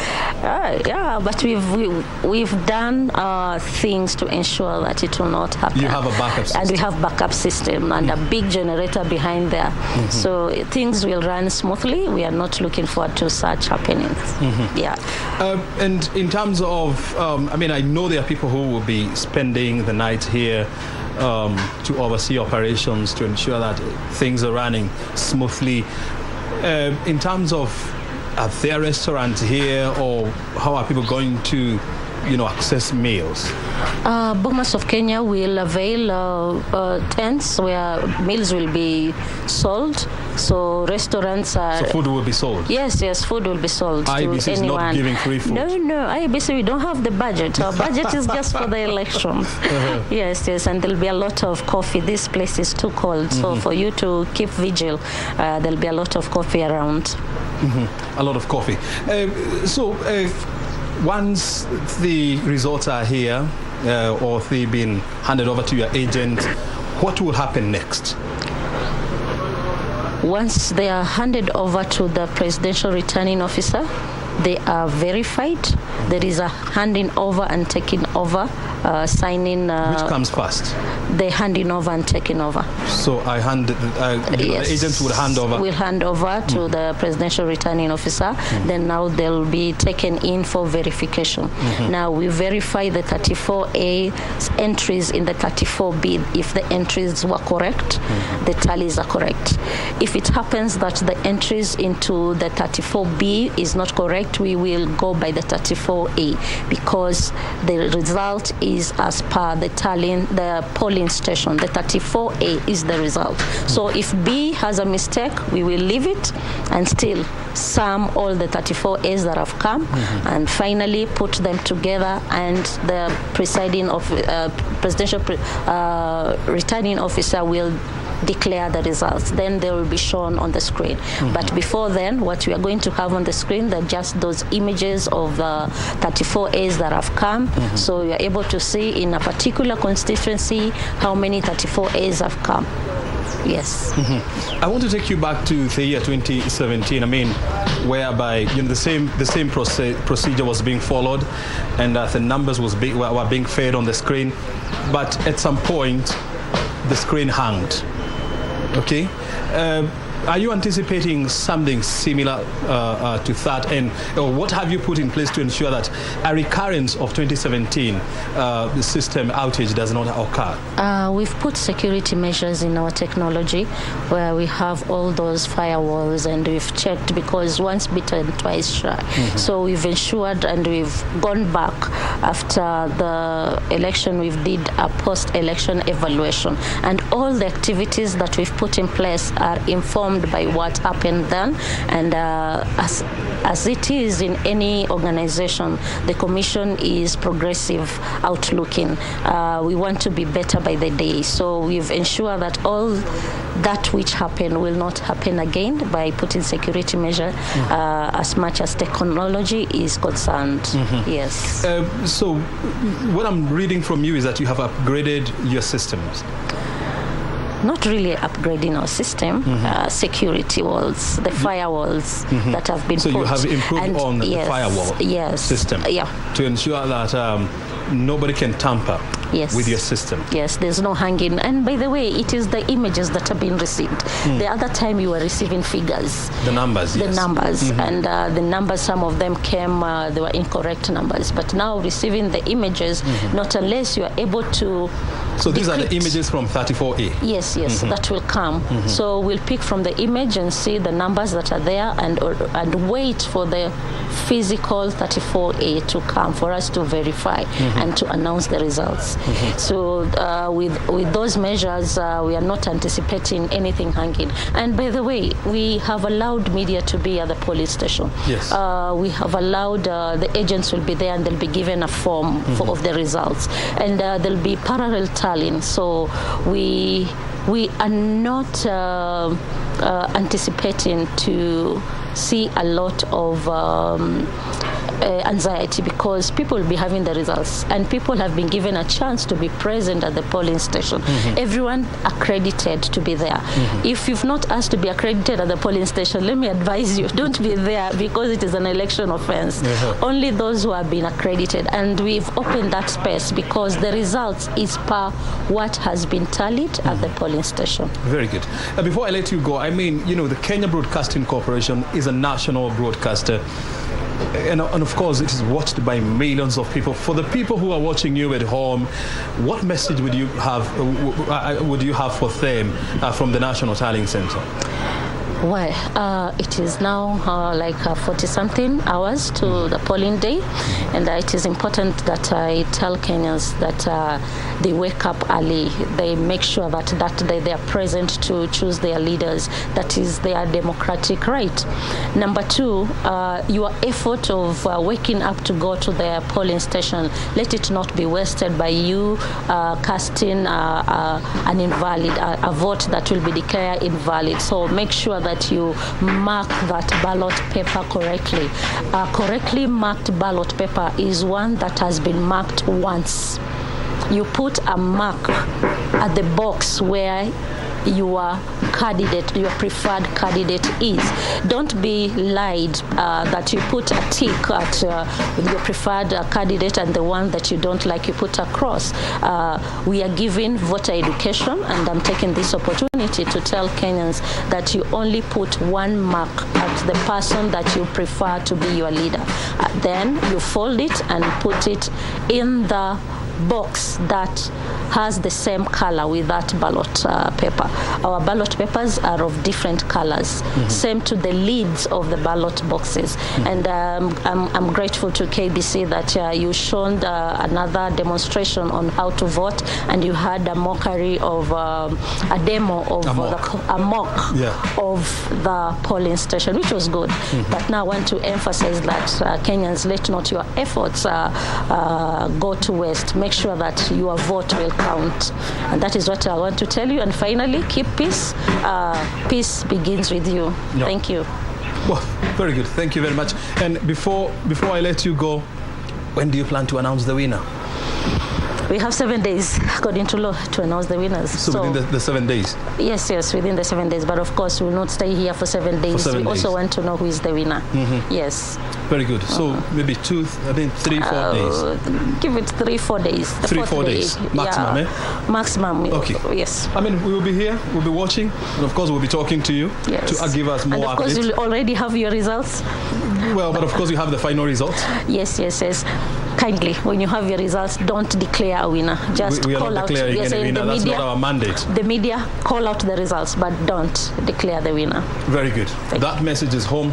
Thank you very much indeed for joining us. We'll keep on interacting with you so that you can keep us updated on what's happening. And of course, Kenyans can get to know what is happening here at the National Tallying Center. Juliana Cherera, thank you very much indeed for your time. Thank you. Very good.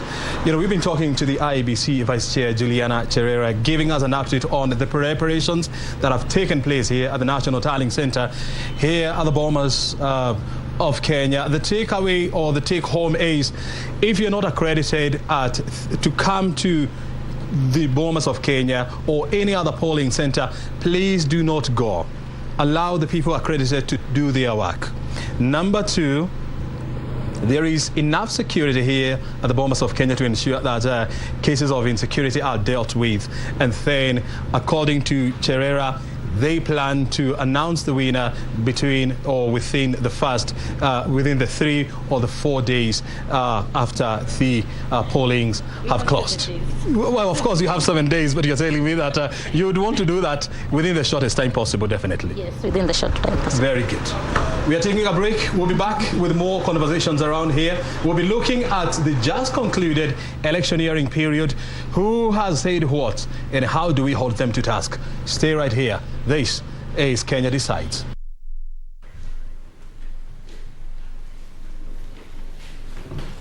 Na ndio kama hivyo basi, Kamse, umesikia aliyozungumzwa na naibu mwenyekiti wa tume huru ya uchaguzi na mipaka ABC Juliana Cherera kuhusiana na mipango na mipangilio walionayo kuhakikisha uchaguzi unakuwa huru na haki. Na bila shaka amesema uwezekano upo kwamba kutakuwa na labda raundi ya pili ya uchaguzi, lakini amesema ni uwezekano, probability, lakini ndio kama hivyo chote chaweza kutokea. Lakini bali na hayo ni kwamba kuna masuala ya kimsingi yamezungumzwa kuhusiana na uchaguzi na ABC na maandalizi yao katika swala hili. Kwa hiyo Lydia, umesikia akizungumza naibu mwenyekiti, na kuna masuala ambayo yanaibuka na mengine ambayo labda yatachukuliwa kwa uzito fulani, mengine huenda akaonekana kwamba yatasaidia katika mchakato huu kuona usawa uko wapi katika hesabu za kura. Kwanza katika zile sajili za kielektroniki, na vile vile kuna ule upande mwingine wa kutumia vitabu vile kama kawaida, na pili kuna swala la hivi vituo vya kuhesabu kura, yani parallel tallying center. Unajua kumetolewa uhuru fulani na mwenyekiti Wafula Chebukati pamoja na tume yake kwamba kila mtu anaweza kuwa na vyombo vya habari wanaweza kuwa na sehemu yao ambao watakuwa wanafanya idadi ya kura, na vile vile vyama vinavyoshiriki uchaguzi na IEBC pia. Lakini kauli ya mwisho inatoka IEBC. Sasa kuna uzuri gani na kuna ubaya gani katika swala hili, Lydia? Uzuri ambao mimi nauona ni kwamba kuna huo uhuru ambao umepeanwa wa watu kuchukua zile records za 34A pale kwa polling station. Hiyo ni vizuri kwa sababu ukikuwa na parallel tallying inamaanisha yako na yangu na ya yule mwingine zisipopatana kuna mmoja wetu ambaye anadanganya. Lakini zikiwa mingi, ukifanya hesabu yako nifanya yangu nifanye nyingine, kuna ile confirmation ya kwamba kweli hizo kura zimehesabiwa vizuri. Na what IEBC inafanya ni kujipea backup, kusema waona sio sisi tulipata zile namba, pia wale observers wamepata zile namba, media wamepata zile namba, na kwa hivyo hiyo kuweka uhuru ni vizuri. Unakumbuka 2017 hakukuwa na uhuru wa parallel tallying center, na wakati IEBC ilitangaza kulikuwa na huo msukumo kutoka upande wa code wakati huu wakisema tufungulie server basi tu confirm ya kwamba hizo namba ni kweli ziko vile mmesema. Upande mwingine nimeona labda kunaweza kuwa na tashwishi ni huo ufumo ambao umepeanwa na koti ya kwamba mtu akishaangaliwa katika ile KIMS kit tena aangaliwe katika physical register ndio tena akapige kura. Sasa swali langu ni huo uamuzi wa koti umekuja very last minute, na ni sawa labda unaweza ukaprint ile register. Kuprint ni rahisi na labda pia ta distribution.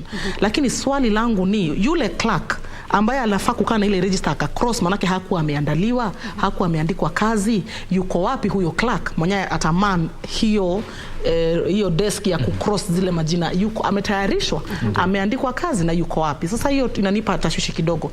Na tena nimesikiza vile huyo naibu mwenyekiti amesema, na ningependa kurudia ya kwamba Wakenya wajue katika ile karatasi ya kupiga kura, unajua kuna watu wanafanya propaganda. Wanaambia Wakenya ati unajua ukishika hiyo karatasi ukitaka mimi kunichagua unipigie tiki, lakini kama utaki kunichagua upigie ule mwingine tiki, lakini mimi uniweke X. Sasa ndio kweli uconfirm hauko unataka kunichagua. Lakini ukifanya hivyo utakuwa ukikosea, utakuwa ukiharibu ile kura. Na ndio maana ameinsist sana huyo madam akasema kura alama ni moja tu. Yule mtu mwenye unamchagua alama ni moja.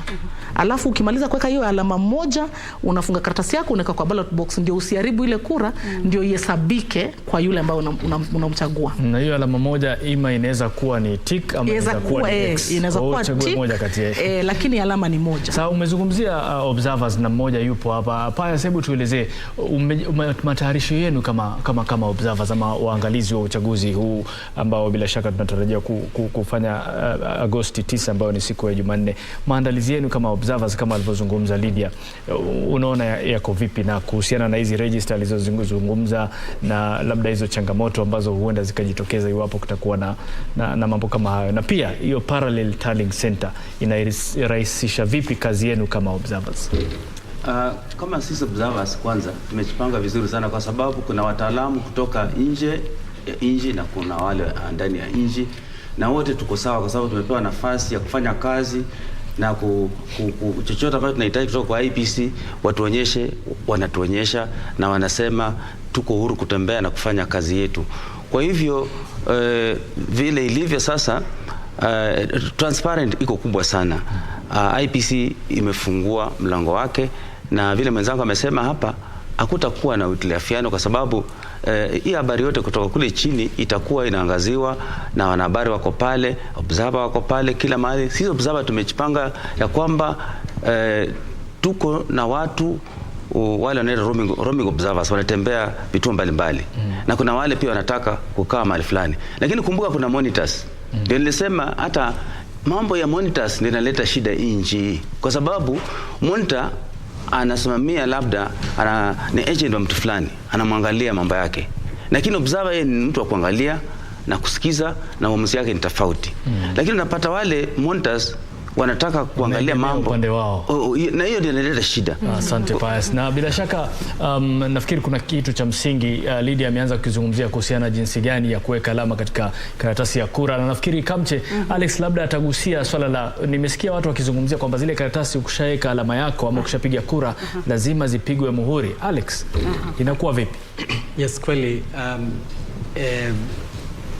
nadhani vile huyo vice chair ameongea, kumekuwa na civic education tayari wamefanya, na tunaamini hiyo civic education ilikamilika vizuri, kila mtu alifikiwa ama watu wengi zaidi walifikiwa, na kweli amesema vile ambavyo unafaa umark karatasi yako, unaweka tu alama moja, either umeweka tick ama umeweka cross, na isitoke nje ya box. Hivyo ndivyo inasemekana, kwa sababu ikiwa imetoka nje ya box bado hiyo itakuwa spoiled vote. Lakini kabla haujaenda kutumbukiza kile karatasi, ukipatiwa ile karatasi ya kwenda kupigia kura, lazima iwe na muhuri wa IEBC, kwa sababu huo muhuri ndio unasema kwamba hili karatasi ni karatasi la IEBC, ina authenticate hiyo karatasi. Kwa hivyo I think Wakenya wote wanafaa wajue ile, kwa sababu najua observers wamesema udanganyifu wa kura unaweza kuwa mchache, lakini kama vitu kama vidogo kama hivyo havitaangaliwa, then hizo ni avenues za kukuwa na udanganyifu wa kura. Like just one thing yenye dadangu amesema, kulingana venye mtu anafaa pige kura, ndio kuna KIMS kit na kuna hiyo manual register ambayo court imesema. Nadhani interpretation ya hiyo decision ya court, si lazima uangalie kwa KIMS na uangalie kwa register. Ukikosekana kwa KIMS, wanaenda kwa backup, which is the manual register. So of course all the people wenye wanafanya pale kwa clerks wa IEBC wote walikuwa wanafanya elimisho. Nakubaliana na dadangu kwamba kama hawakuwa wameelimishwa kutumia manual register, hiyo itakuwa ni vigumu, kwa sababu kunaweza kuwa na sehemu kwamba mtu kweli hapatikani kwa KIMS, lakini kwa manual, na kama hukuonyesha kutumia manual, then kunakuwa na shida pale. Kuongezea tu kwa nukta yako Alex, nakumbuka wakati wa hizi briefing ambazo IEBC ilikuwa inafanya kwa wanahabari, walikuwa wanasema wakati ule ambapo mahakama ilikuwa bado haijafanya uamuzi wa kwamba daftari itatumika ama itakuwa ni biometric peke yake, walikuwa wanasema wale wafanyikazi ambao watakuwa wamepelekwa sehemu mbalimbali ama katika vile vituo vya kupiga kura watakuwa wanasimamia, sasa watapewa mafunzo ya aina zote mbili. Walikuwa wanasema kwamba watafundishwa kama kutakuwa na daftari la kutumika, na pia watafundishwa kama watatumia tu electronic peke yake ama biometric peke yake, kiasi cha kwamba iwapo daftari itatolewa kama wakati huu ambapo tunajua tahitajika kutumia daftari, basi watakuwa tayari wapo na ujuzi wa kuweza kutumika. IEBC hapo tumemsikia naibu mwenyekiti Juliana Cherera akisema kwamba kote nchini kuna waangalizi 18,000. Pale IEBC wanafaa kuwa na 800, lakini kwa sababu ya nafasi ya ule ukumbi basi wataweka tu 200 peke yake. Pia wananchi wameambiwa hakuna atakayeruhusiwa kuingia pale kama hauna kibali. Kwa hivyo usidhani basi kama ukipiga kura ile siku ya Jumanne basi utaweza kwenda pale Bomas kwenda kukita kambi. Hapana, utarudi nyumbani. Wakisema kwamba kunao walioalikwa pale, kunao walinda usalama watashika doria pale, kunao wanahabari waliofikishwa pale, kunao waangalizi waliofikishwa pale, kunao maagenti wa vyama mbalimbali ambao watafikishwa pale, na akasema kwamba ujumbe wote kutoka Bomas kuanzia Jumatano, manake ndio amesema ndio siku itakayokuwa na shughuli kali pale Bomas, manake Jumanne ni kupiga kura, hamna shughuli nyingi pale Bomas. Vituo vya kuhesabu kura itakuwa ni shughuli ya usiku, alafu pengine Jumatano ndio shughuli nzima itaanza katika ukumbi wa Bomas. Nasema utulie nyumbani utaweza kwenda kupata matokeo mazuri. Kuna jambo lingine pia ambalo Cherera amesema kwamba hawatarajii ama hawaoni kama kutakuwa na tetesi nyingi kuhusu utatizo uliopatikana mwaka 2017, manake baada ya ile shughuli nzima basi walikwenda kuangalia ni yapi yaliyokoseka kwenye uchaguzi ule na wakajaribu kuziba ile mianya. Kwa hivyo kwa sasa wanasema hawaoni kama kunaweza kuwa na vipenyo vya kuharibu ile kura. Lakini kwa sasa tuvuke tena kwake O'Brien Kimani akiwa na mgeni mwingine pale ambao wataweza kuzungumzia masuala yanayoendelea pale Bomas na kupeleka moja kwa moja kwenye ukumbi huo wa Bomas. Kwako O'Brien Kimani.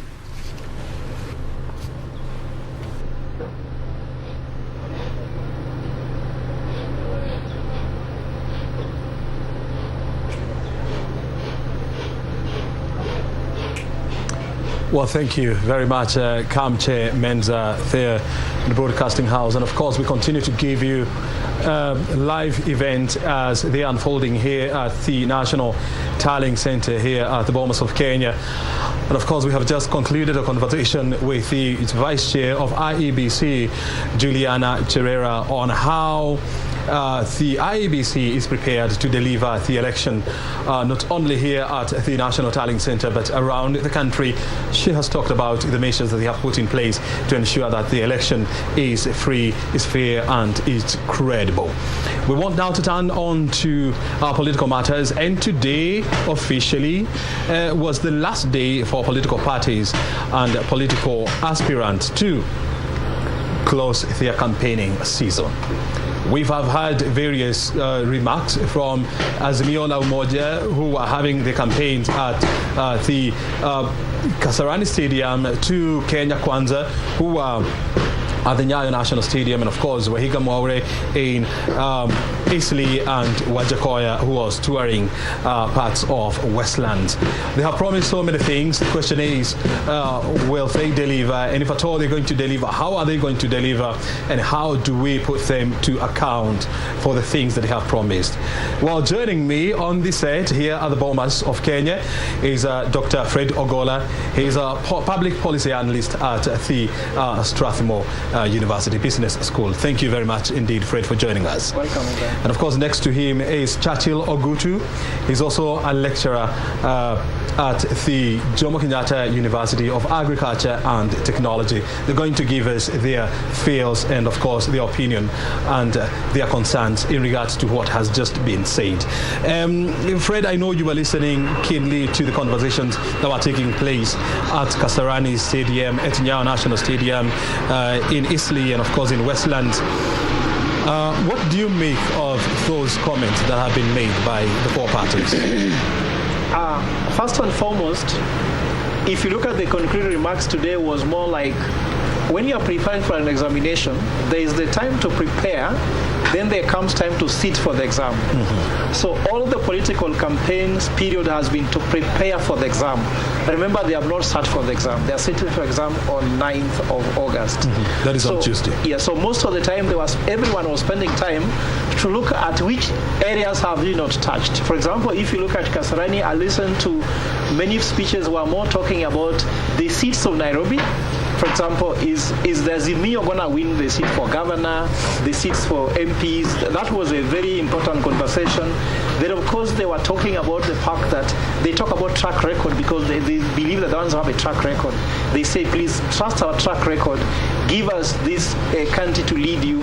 And then the most important thing was that we have been talking, now it is time for us to face each other, and this facing each other in the ballot. That was the Azimio side. If you go to the side for Kenya Kwanza, the speeches was more like, you know what? We are going to do the things that the other side can't do. Of course, you know that they are always accusing Azimio side, they want to change the constitution. And this guy says, we don't want to focus on changing the constitution. We want to first change cost of living. And of course, some people can ask the questions that, how exactly do you want to do that? Of course, those are the questions they say exist in their manifesto. Yes. And of course, they were talking about Kenyans turning out together to make a change. And this change they are talking about also them tell us from what to when. And I think that is what was actually the main discussion elections happening here. It doesn't look like the other team of Kenya Kwanza was trying to whip people to vote candidates within Nairobi, but they are more like they want the presidency and they want it very much. I want to hear from you, Churchill Saoke. It's not Churchill Ogutwi, Churchill Saoke. I also listened, when Deputy President William Ruto, who is also the leader of the Kenya Kwanza team, was saying that they are going to focus in the next 100 days, they're going to focus on how to change the cost of living in this country. Of course, he never got into the details of how this is going to be achieved, and bearing in mind that this is definitely a complicated issue. How do you expect them to do this? Well, first, thanks a lot, O'Brien. First, the issue of cost of living is something that would really appeal to many voters. It's an area that any politician would want to touch on because it weighs a lot of political capital. As to whether how it will be achieved or not, irrespective. But then when you look at the first 100 days, maybe some of the areas that they could be able to look at is certain loose ends on some key things that that really affects Kenyans. I mean, some of them the president had already begun, like issues around unga, issues around trying to maintain the subsidies on fuel, So those are benchmarks that he could still start on, because it will be very falsely to think that you can reduce the cost of living drastically from where people, like for example, reducing the cost of fuel from 159 to 89 shillings where it was, because the whole question of the cost of living is not a Kenyan thing. We are not living in isolation. We are living in a global ecosystem, and this cost of living also affects many other countries. So in as much as it might be something that really appeals to the ear of the voter, to a leader, when you look at it systemically and from a governance perspective, once you are in a position, it's not something that you can just achieve within 100 days. So there are certain loose ends that he could take advantage of that have already been initiated by the current regime and use to, just to ensure that, at that time, of course, people will think that you're the one who was made them to happen. Churchill, not Churchill, but Fred, Azimio leader Raila Odinga, has also said that in the first 100 days, they're going to implement the 6,000 shillings give out to the most needy in the society. Is this achievable, bearing in mind that, number one, we do not have a data for such people, and number two, it is not factored in the current financial year? Yeah, of course, you see what's happening is that those are very tangible questions you've asked, but the intention is to give the 6,000 shillings and actually very fast. In fact, it's the opposite of what, for example, Kenya Kwanza is promising, because we have discussed this thing with you, O'Brien, that you cannot be in control of cost of living. When the cost of fuel globally changes, because Kenya don't produce oil, Kenyans do not refine oil, so it depends on other people. So once that has gone up, what can you do? Give somebody money. Put an extra shilling in the pocket. But where do you get that money? Now, that was not factored in the budget. Of course, what is happening is that, government has got machinery to do this. And in fact, they can go to parliament within a few days and approve. You have a chance to do supplementary budget. In fact, the fact that the budget this year was approved much earlier because of election period, and the approval was done knowing very well that there will be a new government. Remember, Treasury has suspended business indefinitely, waiting for the new government to give them the economic and financial policy, and that's why they had their intended incoming head of Treasury, Wycliffe Oparanya, today launching the regional manifestos and telling Kenyans they are concerned about their cost of living, and they are looking at how they are going to do what's called the social protection policy, and they want to do it very quickly. In fact, if you want to understand why, I will be able to tell you this can happen very fast. Why was it so important for Raila Odinga to mention his incoming head of Treasury much earlier, actually the very day he was nominating his running mate? It tells you that there's a lot of things working on the background meaning that as soon as he's declared the president-elect, we have to wait because the next president can only be sworn in the earliest on 3rd of September. Then from there now you can start business, and then you can be able to enact this in very fast, which means that even importantly discussed, that's why there are concerns about number of members of parliament. They need enough members of parliament to fast track this, and that's why Kenyans out there have to make a decision on which side they want to go to. Don't give this side only the president, but not members of parliament. Give the presidency, give the team that's going to make you be able to fast track the decision you make. But in case, for example, UDA gets many members of parliament, when they go there, they'll be trying to frustrate the Azimio government so that when after 5 years comes, they'll say you did nothing so that you can have it. This happens between Democrats and Republicans in the US. And I'm sure this is a very, very important discussion for people to have at this point. And of course, also vice versa is true. I mean, yes. in case Kenya Kwanza gets into government, then you would expect the other arm or the opposition, of course, to frustrate their efforts. But I mean, and there comes the other question, critical question. I mean, the issue of cost of living is not an issue for politicians to play around with, because it touches on people's livelihood. And so what kind of concessions do you expect, the incoming government and the opposition, to put in place to ensure that they reach an agreement that will see the cost of living, gradually being brought down? Chachi. Thanks. I think that the first key thing that is important for whichever government that comes into power, all these guys have got their policies, and they have got, a number of them are speaking the same thing, but they are packaging it differently so that people can be able to what they think people can appeal to people. But then there's something I want to mention that I think Dr. has mentioned, then I'll come to what you have said, what you've asked me. How will some of these presidential candidates get these, monies? One thing that is true is that government and development partners always focus on where government policy is, And if you look at what Kibaki did, Kibaki said that, we want to go into free primary education. And government and public development partners all went into that direction.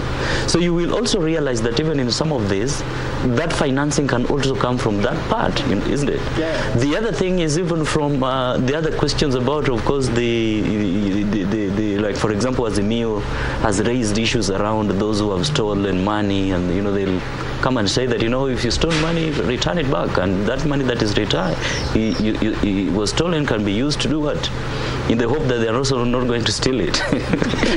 Now, on to the question that is banking on hope. Yes, exactly. We know in management, hope is a bad strategy. I know. So you must bank on something that is concrete, that is verifiable, and something that is tangible. Yes. Now on to the question that you asked about how the two contending parties could work together. There's something that these people both mentioned, which is very significant. It might look at as a lip service, but I think it's very important as something that should be inculcated at a national political culture. The question of when somebody wins, and wins fairly being in bold and capital, the person who loses need to have a working relationship.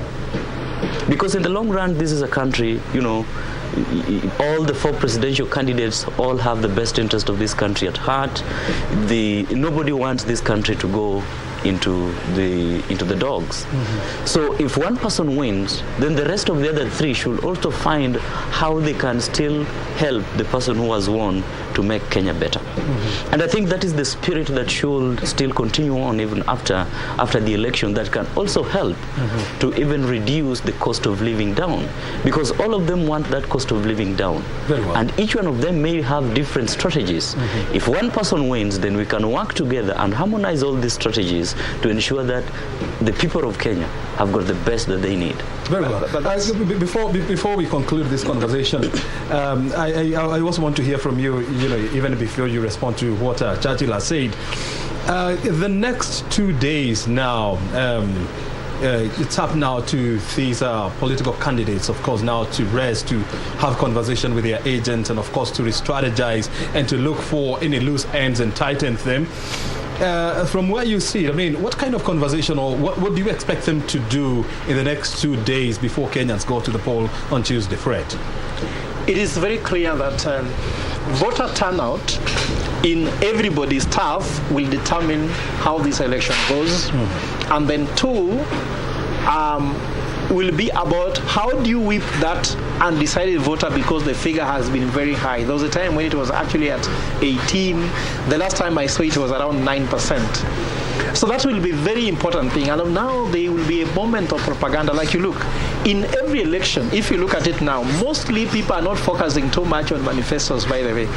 Lots of propaganda. For example, there's a lot of propaganda happening in Western Kenya, a Kisumu area, that Baba has got the system and has got deep state. So there is no need of turning out to vote. So what does Azimio needs to do? They have to go and whip this emotion seriously and tell them the only deep state, the only system is your vote. So go and vote. That is the system. That's the deep state. If you come to this side of Kenya Kwanza, you hear now when the candidate has been doing pressers talking about how election will be free and fair.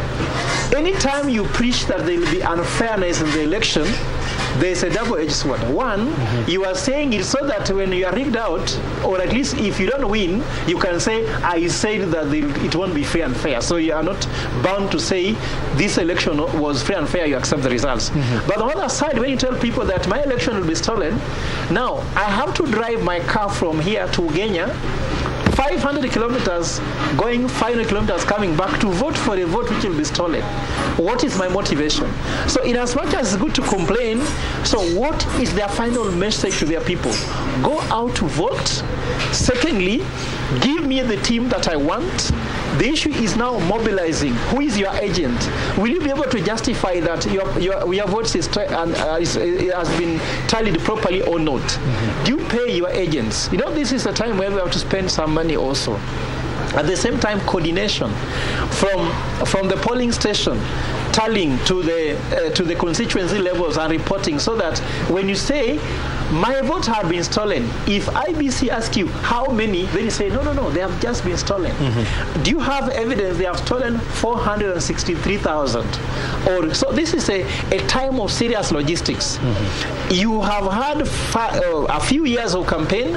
Now you have 1 day when you have to win. In fact, this is why this exam is very hard.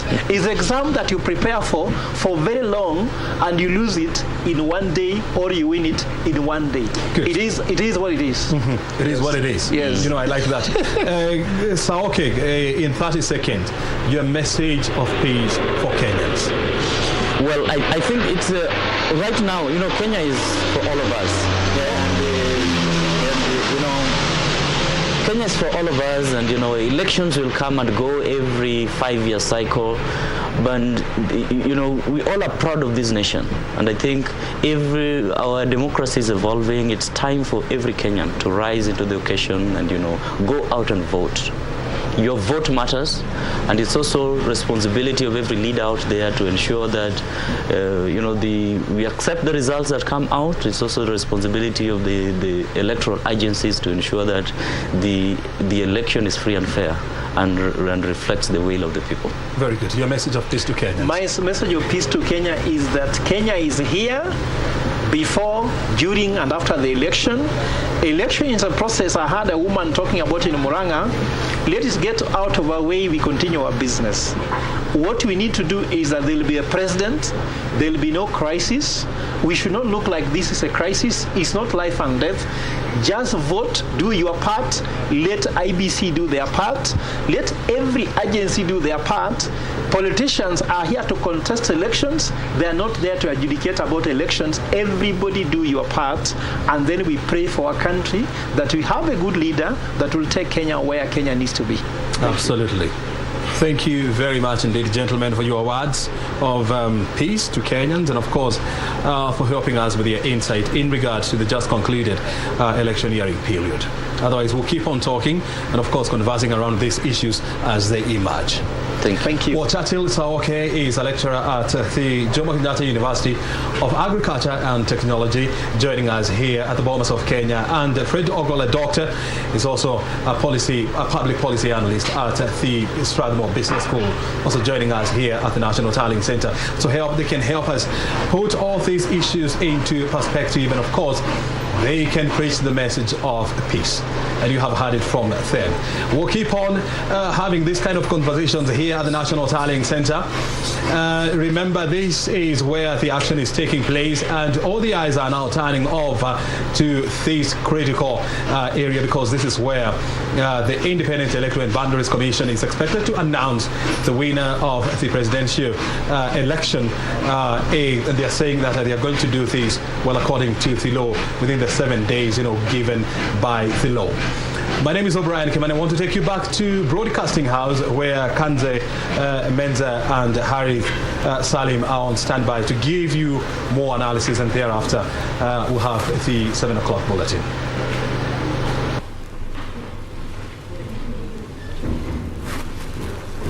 Naam, shukran sana mwenzangu Brian Kimani kutoka kule Bomas. Nasi hapa studio, basi muda haunasi, ndio tunamalizia kama walivyofungasha virago wale wa kufanya kampeni. Leo ilikuwa ni siku yao ya mwisho. Studio tulikuwa na wageni wetu. Nataka nimrushie swali moja Alex Mola ambaye ni wakili. Alex, je, tunaona kuna uwezekano wa kwamba atakayeshindwa unaona kama kuna atakayeshindwa ataelekea kukata rufaa kwa kifupi, ama iwapo akishinda pengine na 50% kuongezea na moja ama 60%, je, kuna uwezekano kwamba mwenzake atakwenda kukata rufaa? Ukiangalia vile ambavyo siasa imekuwa ikienda, kila mtu amesema ni kama hatakubali uchaguzi. Kwa hivyo tunatarajia yule ambaye atashindwa ataelekea mahakamani. Na ni haki yake ya kikatiba kwamba kila mtu baada ya uchaguzi uko na siku 7 za kukata rufaa. Na koti iko na siku 14 za kusikiza hiyo kesi. So vile ambavyo iko hadi sasa hivi ni kwamba baada ya uchaguzi kuna options mbili. Moja ni kwamba, kwanza ni 3. Moja ni kwamba yule ambaye atashinda na zaidi ya 50% atatangazwa mshindi, na kama hakutakuwa na rufaa within 7 days atakuwa rais. Na within 7 days kukikuwa na rufaa, then within 14 days Supreme Court itapatiana decision, na Supreme Court inaweza uphold the elections, which means huyu ambaye alikuwa ametangazwa mshindi kama atakuwa rais na atapishwa within the next Tuesday after that announcement, ama ikinalify then kutakuwa na uchaguzi mpya within 60 days. Shukran sana Alex. Huyu ni Alex Mola ambaye ni wakili wa mahakama ya juu. Vile vile tumekuwa na wageni wengine wawili, sitaweza kupatia muda kusema semi zao za mwisho. Amekuwa ni Pius Masai ambaye ni mmoja wa waangalizi kutoka shirika la kimataifa la PIMAC. Vile vile tumekuwa na mchanganuzi wa masuala ya kisiasa ambaye anaitwa Lydia Mathia. Vile vile nimekuwa na mwenzangu Harith Salim. Mimi ni Kamchemenza. Naona kikosi cha Darubini kimeshafika studioni kutuletea taarifa zetu za saa 1. Mtazamaji, tufanye vivi hivi tena hapo kesho, lakini kwa niaba yake mwenzangu Harith Salim, sijui kama unala kuaga Harith. Ushaniagia kabisa. Asante. Shukran sana. Tupatane hapo kesho mtazamaji, kwa heri.